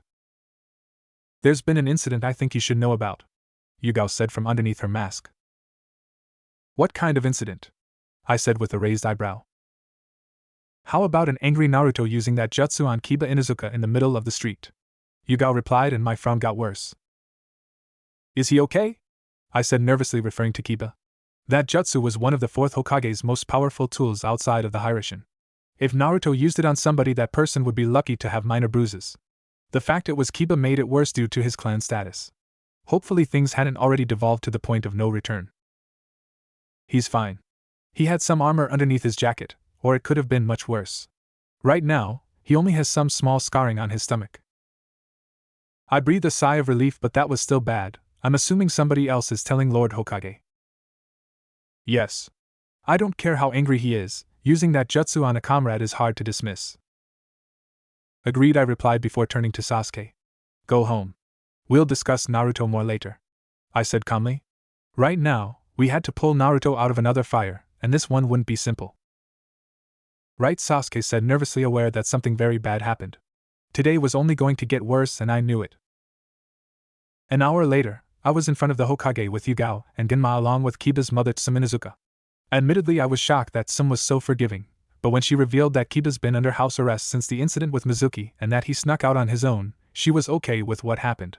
The fact she was friends with Naruto's mother also meant she knew about Kushina's temper, which certainly helped. However, the problem of what to do with Naruto remained. His temper is starting to get the best of him. I have to admit that I never guessed Naruto would be that way, Yugao admitted. The situation with his girls was getting to him. I was going to wait until he became a Chunin to recommend it, but I believe it's time for the CRA Genma revealed. We can discuss it with him after he's calmed down. However, I believe a different solution is needed to achieve that, and it's one that worked very well for you during your stressful times, Kakashi. The third said, causing my eyebrows to raise. You're not seriously suggesting sending him on AC rank mission? I gasped. Yes, I am. D ranks won't do it, and frankly getting away from the village and his girls will do him some good, the third suggested. I take it you have one in mind, Yugao said with a raised eyebrow of her own. I do. Inform your team tomorrow and we'll go from there. I suggest telling Naruto now, so he realizes what's at stake. Also make sure he knows that he won't be paid for the C rank as punishment for what happened, the third instructed. I don't know if I agreed with Lord Hokage, but I'd do it if it means getting Naruto out of his funk. Yes, sir, I said calmly. Dismissed. The third said calmly, and we looked at each other before Genma nodded at me so I could deal with Naruto. Scene skip. With the day over, I made my way over to the compound to speak to Naruto. It took me a while to find him, but I was surprised to see him meditating in his room, and the fact he was in his tracksuit meant he calmed down for now. Hello, Naruto. Are you feeling better after taking out your frustrations on Kiba? I asked almost rhetorically. No, I'm better because of Yugao. Oh? Yeah. When she said that she would have to get involved, I realized that it was too much, so I decided to meditate. Kakashi could appreciate Naruto's calm, and now the question was what to do next. Well, I've got good news and bad news for you, I said with a calm expression on my face. I get the feeling that the bad news should be second, Naruto said sarcastically. Well, the good news is that you'll be getting a C rank mission tomorrow, so prepare accordingly. Naruto looked at me with a raised eyebrow. You're telling me this now? Naruto questioned. Yes, because I wanted to make sure you're in the right state of mind. Regardless of how you feel about him, you used the Rasengan on Kiba Inuzuka. If his mother wasn't a friend of your mom's, it could have ended very badly for you, I lectured. Alright, I'm sorry, and tell Uncle Genma I am too. He wasn't going to apologize to Kiba because the fool deserved it, and he warned him a few times. I'm sure you are, but that doesn't matter right now. You need to relax, Naruto, and whatever your situation is with your girls, you need to work it out. I know, and I will, but I needed some time away from them to do so. I'll talk to them once we get back, Naruto replied. Good, now why don't you get back to your meditation? I said calmly before leaving Naruto. He was not doing well, but hopefully this mission would give him some much-needed clarity. Hinata POV. Alright guys, you're dismissed, Kurenai-sensei said calmly. Right, our group announced, but I focused my attention on Yakumo, and she glanced at me at the same time. Hey Yakumo, I have an errand to run, do you mind walking with me? I asked calmly. Errand? Yes, I need to talk to somebody about my kunai, I said calmly. Yakumo's eyes widened before she smiled back. Alright. I could use a few new kunai myself, Yakumo replied, and despite an odd look from my mentor, Yakumo and I left. The kunai talk was code for us going to see Tenten, Naruto's third girl he was connected to, and luckily Yakumo got it. For the last week I haven't seen Naruto, and he said he told the others the same. As we walked through the village, we heard some unpleasant murmurs. Did you hear the news? The demon brat nailed that Inuzuka kid with some weird technique that left a scar on his stomach even underneath armor. A civilian said quietly. A quick glance at Yakumo, and we both agreed we needed to hurry to see Tenten. I don't know why, but people called Naruto the demon brat and the Inuzuka kid clearly meant Kiba. Something happened between them and I don't know what it was, but it couldn't be good. Quickly arriving at the blacksmith shop, I was glad to see Tenten was sitting at the desk. When she saw the both of us, she frowned, probably knowing what this was about. Hey Dad, I have friends over. I'm gonna go to my room, Tenten shouted. That's fine, and I'll take over while you talk, Tenten's father said gruffly from out of view. Let's go to my room, Tenten said calmly, and Yakumo and I followed along. It didn't take long to find her room, and when I walked in, I certainly didn't see what I thought of as a girl's room. I'm starting to see why we all go to Naruto's house, Yakumo teased. I was never a girly girl, Tenten admitted. With all the stuff related to smithing in the room, I would have thought it was a boy's room, honestly, and I can only wonder what her room was like at first. Well, we can tease you about your room later. How about we talk about the elephant in the room? I said coldly. You mean that Naruto all of a sudden doesn't want to talk to us? Yakumo said calmly. Yeah, that, I replied. It's pretty obvious to me what's going on, Tenten said to my surprise. Then care to fill us in? Yakumo huffed in annoyance. Naruto is worried about what happens next. As our relationship escalates, it becomes much more difficult to maneuver around certain circumstances, Tenten said frankly. I should have known, I groaned. All of us knew that we could do what we did because it was mostly innocent. Having sex was a different story because of the responsibility that came with it, and the fact that Yakumo and I were heiresses, in my case a major one. Well, I guess it tells you what type of person Naruto is. I can't imagine what Kiba would do in this position. Tenten rolled her eyes. We know exactly what he'd do. He'd sleep with us all and brag about it without caring a bit for the circumstances. Naruto is too nice for that, but as a result he's driving himself crazy. Yakumo said bitterly, something I agreed with. I think if we talk to Yugao, she might be able to help us. Since she's friends with my sensei, it won't be too hard. Hinata smiled. Explaining to Kurenai why she needed to meet with Yugao wouldn't be fun, but I had no choice. That works fine. Yakumo and Tenten agreed. Naruto had our back, and now it was time to have his. Normal POV. As the sun shone on a new day, Naruto calmly woke up as he prepared for his first mission. After a quick shower, Naruto grabbed his outfit along with his blade and came down to get breakfast. Waiting for him was Genma, who could tell that Naruto was much calmer than before. Ready for your big day? Genma teased. Yeah, Uncle Genma, and I'm sorry about yesterday, Naruto replied. Genma was glad that Naruto was back to normal. If you want a solution to your problems, I have it, but you have to complete your first C-rank mission. Consider it a reward since you won't be getting paid. Sounds good, Uncle Genma, Naruto smiled. I hope what happened yesterday isn't a common occurrence. There's only so much we can do for you, Naruto. Naruto's eyes widened. Got it, Uncle Genma, and thanks. Tell Yugao I said sorry also. Naruto beamed. I will, Genma replied, and Naruto took that as his cue to leave. It was time for his first C-rank mission, and he needed to be on his game. Mission office. A smiling Naruto stood with his team behind Kakashi as they addressed the Hokage ready for the day's events. Naruto was thrilled to get a C-rank mission, and he knew Sasuke in particular would enjoy the chance to test himself. So, Lord Hokage, what mission do you have for us? Kakashi said calmly, hiding his own excitement. Due to the success of your team on your D ranks, I've decided to give you a C-rank mission. The third revealed to the shock of the group and Irika. Lord Hokage, they'd been shinobi for a week. I know Naruto was holding back during his time at the academy, and Sasuke is skilled in his own right, but this is too early for C ranks. Irika protested, much to Naruto's annoyance. Let me get this straight, Sensei. You knew I was holding back but trusted me enough to let it go, and now you want to question things, Naruto replied, trying to calm down. Irika flinched since it was a bit foolish. Naruto, Irika started to say before Kakashi interrupted. Listen, Irika. I've been training with Naruto since he was 6, and he and Sasuke have been training partners for 3 years. I know what they're capable of, and I promise you they're ready. Kakashi spoke up. Alright, Irika pouted, realizing that there was no argument. The third smiled since it worked out. Send in to Zuna. The third instructed, and after a few moments an old man walked in. He had gray hair and spectacles and was wearing a black sleeveless v-neck shirt with an obi, black pants and sandals along with a towel on his neck and a pointed straw hat. However, his appearance was not what Naruto focused on. Oh lord, this guy is a drunk. Naruto cursed mentally. The man reeked of booze, and he was certain that Sasuke and Kakashi realized the same thing. This is Tazuna of the Land of Waves.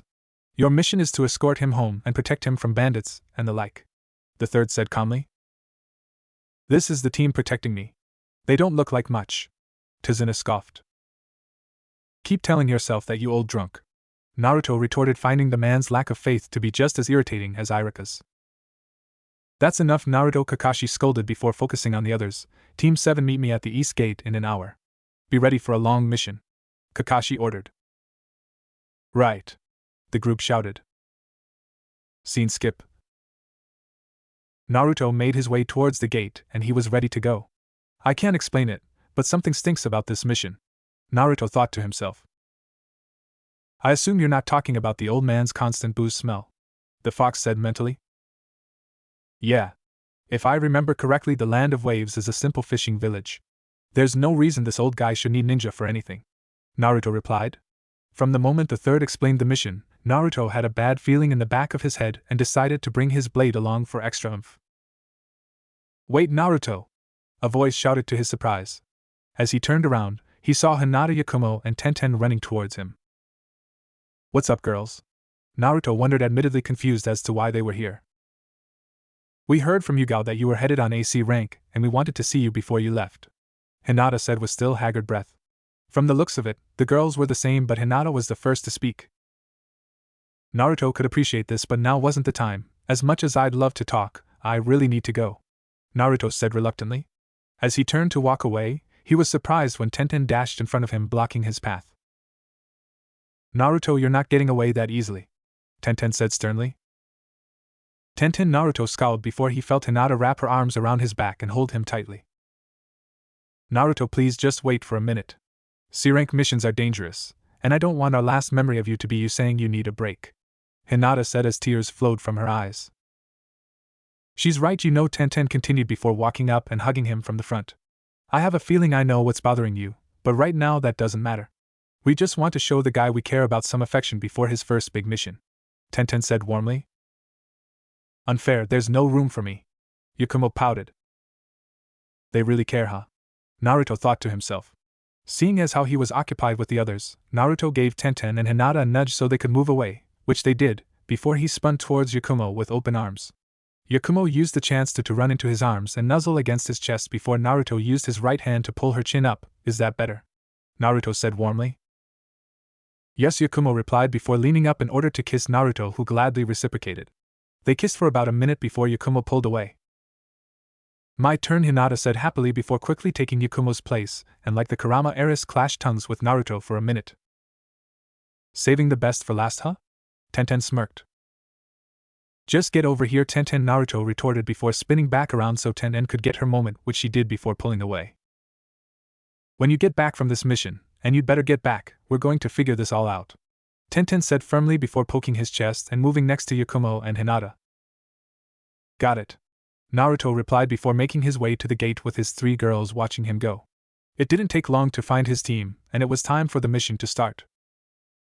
Glad you could make it, Naruto. Care to explain why you're late? Kakashi wondered a bit rhetorically. A few lovely ladies wanted to wish me luck, Naruto answered, causing Kakashi and Sasuke to crack a smile since both knew what that was about. Then let's go, Kakashi said happily, and the group was on their way. Scene skip. For Ninja, it would take a few hours to reach Wave, but due to having to deal with Tazuna, the trip would actually take a few days. As a result, the group camped out halfway into the journey so they could get some rest. Plus, Naruto and Sasuke took one tent, with Sakura taking her own and Kakashi staying with Tazuna in the third. With dinner over, it was time to relax, and the two boys reflected on what was going on. To think we've come this far, Naruto said with a smile as they sat in the tent. Yeah.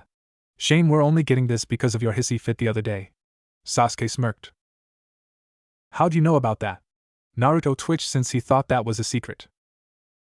Kakashi told me since he's my advisor, now that I'm rid of those two old bastards Hamura and Kohara. Sasuke scowled. Who? Naruto replied in confusion. About a month after Itachi slaughtered my clan, I was approached by the Hokage's two advisors Hamura and Koharu. They wanted to help me deal with my new situation and I agreed to make them my advisors. It turns out they're greedy bastards who don't have any power but rely on the fact they're the Hokage's old teammates to influence things. Sasuke scowled. Sounds brutal. Naruto twitched.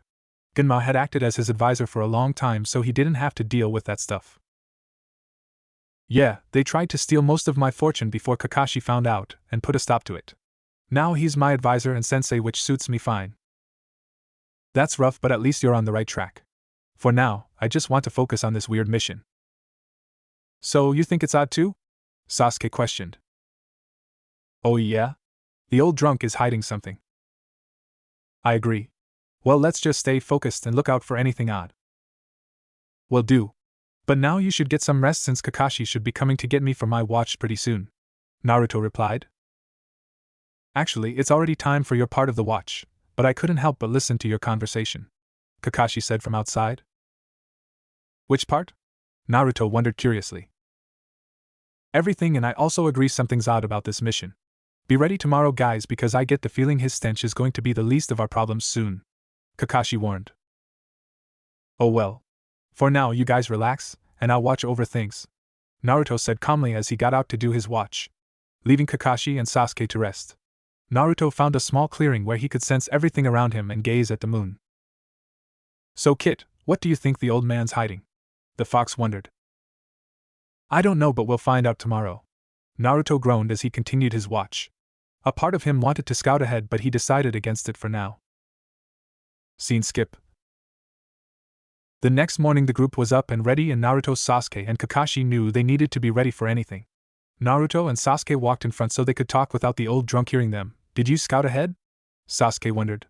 With shadow clones it was a simple task to do. No. If somebody was waiting to ambush us, I didn't want to trigger it. Recklessness is the last thing we need, Naruto replied calmly. Smart. Then again, we'll know soon enough, Sasuke replied. They were reaching the point where they were far enough away from the village where somebody could set an ambush without running into Leaf Ninja, and this was where the mission really began. Hey Tazuna, what is it you do that's so important? Sakura asked bluntly, to the shock of everyone else. What's that supposed to mean? Tazuna scoffed. The Land of Waves isn't a big place at all, and you're not a noble. What makes you so special that bandits would even consider attacking you? Sakura wondered. Maybe there's hope for you yet, Sakura, Naruto thought to himself, and Sasuke was equally pleased. Don't worry about it, Sakura. He's our client, and that's all that matters, Kakashi replied sternly, ruining the plan. Damn it, Kakashi! Naruto and Sasuke internally cursed, but both noticed a sigh of relief from the old man. An hour later, and the first sign that something was wrong finally appeared in the form of a puddle of water in the middle of the road. It hadn't rained in weeks, and a quick glance between Naruto and Sasuke showed that both boys knew what that meant. That wasn't an ordinary puddle, and the question became who was waiting for them. They were certain Kakashi noticed also, and all three were ready. Hey old man, are there any ninja in the Land of Waves? Naruto wondered just as he passed by the puddle, stomping his foot a few inches away from the puddle. No, there aren't, brat. We're just a fishing village, Tazuna replied. I see. If that's the case, how did you get to the leaf safely? We're protecting you from bandits, but they could have easily got to you on the way here. Naruto smiled viciously, causing the old man to freeze. I got lucky, I guess, Tazuna answered nervously. Kakashi wanted to step in, but this time Sasuke spoke first. He's got a point. If you weren't in danger when you left the village, but you are on the way back. That makes no sense at all, Sasuke continued.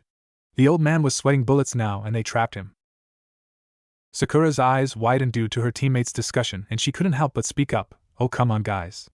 You make it sound like whoever the old drunk is worried about didn't care if they left the Land of Waves, but really doesn't want them to come back. Sakura spoke up. A part of Kakashi was furious that his team didn't allow the ambush, but it was too late at this point to do anything. That's exactly right, Sakura, but we don't need to ask the old man. We can as the ninja hiding in that puddle, Kakashi shouted so his opponents knew they were exposed. At that moment, two figures slowly appeared from the water, ready to fight. The brothers were wearing matching gray outfits with joined gauntlets, and they were ready to fight. Sorry, but you guys aren't going anywhere, Naruto shouted before putting his hands in a half ram. Out of nowhere, a circular seal with the symbol for lightning appeared underneath the two men, and bolts of electricity shot up the ground. Because they were still dripping with water, the electrical burst caused major damage. That's gotta hurt, Sasuke winced as the two men convulsed before fainting in an instant. What the heck was that? Sakura gasped, never seeing anything like that. It's a lightning trap seal. I'm crap at using lightning chakra for most jutsu, but I can put a decent bit into a seal that would electrocute those guys the moment they went above it. I set it up when I walked by the puddle, and since they were hidden in water, it caused major damage. Naruto chuckled. His trap seals were one of the things he hid from people, and they were a secret weapon. Kakashi was beaming with pride at the ruthlessness Naruto showed, and he was well aware of who his student just took out. You just took out 2 C-rank criminals with a single seal. Well done, Naruto, Kakashi said happily. The 2 men Naruto defeated were known as the Demon Brothers, and they were by no means easy foes for anybody to beat. Let's tie these guys up and then deal with the elephant in the room, Naruto said coldly before turning towards the old man, or rather the rat, Naruto said with a vicious grin. I'm supposed to give the orders, but you are right, Kakashi acknowledged before moving to tie the demon brother together with rope before Naruto came over and used another seal to ensure they wouldn't move since they still had their weapons. Despite how easily they were taken out, the 2 were C-rank ninja in a bingo book. Now that we're done with these 2, it's time to tell us what's really going on, Kakashi said sternly as he focused on Tazuna. Tazuna knew he couldn't lie his way out of this one. It's because I hold the Land of Waves' future in my hands, Tazuna said solemnly. And why is that? Sasuke scoffed, finding the idea laughable. The Land of Waves is currently under the control of a man named Gato. You mean the business tycoon Gato? Kakashi questioned. Tazuna could only nod, the very same. A few years back Gato arrived in town, and using some thugs he hired took over the place. Ever since then he's controlled the Land of Waves with an iron grip, and anybody who opposed what he did was silenced in a very brutal fashion. That's horrible, Sakura gasped as Sasuke and Naruto's anger grew by the second. That's right. The Land of Waves is a harbor town, and since Gato controls the ports, there's no way for anybody to do anything without him knowing, at least until I began working on my bridge. A bridge? Sasuke questioned. That's right. I'm in charge of building a bridge that will connect the Land of Waves to the mainland in the hopes of being able to free the town from Gato, and that's why he's after me, Tazuna explained. Kakashi's expression was muted since this was a nasty situation. Tazuna, while I understand your problem, the fact remains that you lied to us. This is not a C-rank mission at all, but an A rank due to ninja being involved. Yes, I know, but the Land of Waves is poor thanks to Gato's greed. There's no way I could have afforded an A rank mission, Tazuna protested. Now it all makes sense. Gato allowed you to leave because he knew that if you did there was little chance of you coming back, Naruto growled. What do you mean, Naruto? Sakura wondered. When it comes to the shinobi world, there are very few rules when it comes to handing out missions, and Tazuna broke the number 1 rule, which is not to lie. Ninja are staffed for missions based on what the client tells us, and if the client lies, you could find yourself in a situation like this where you have ninja who are dealing with a mission that's over their heads, Naruto explained. I had no choice. Thanks to Gato, I was barely able to get enough money together for this mission. That's true, but it doesn't change the fact that you still lied. There's no telling how much danger you could have put my students in, Kakashi said angrily. He was incredibly torn between how close he was to 2 of his students and the understanding he had of the plight of the Land of Waves. In that case, how about we compromise? Naruto suggested, realizing the issue that Kakashi had and offering a solution that would work for everyone. What did you have in mind, Naruto? Kakashi wondered. We still have those 2 captured and ready to interrogate, and I'm sure you've picked up a few genjutsu that would make them more willing to talk.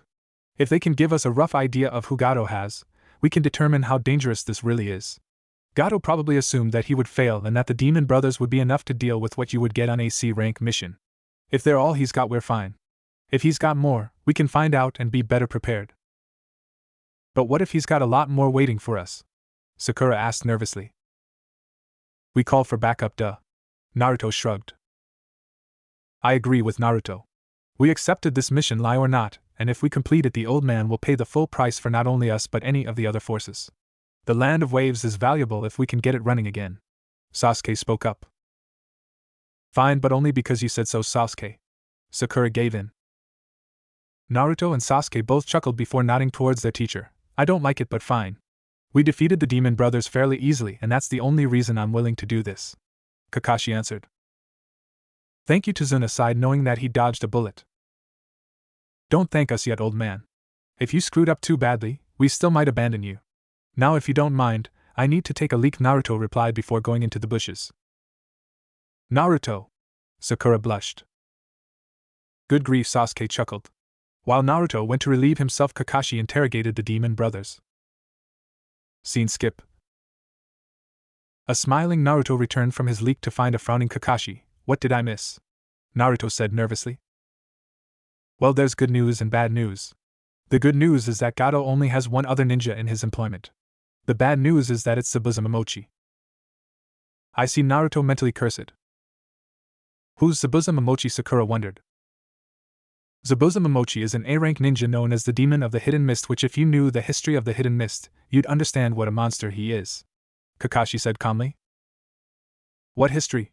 Sakura wondered. The Hidden Mist was known as the Bloody Mist Village because in order to graduate from their academy you had to kill a fellow student. Naruto explained, causing Sakura to pale. It gets worse from there. Zabuza didn't just kill one student, he killed every one of them. How can a person do that? Sakura gasped. Easily.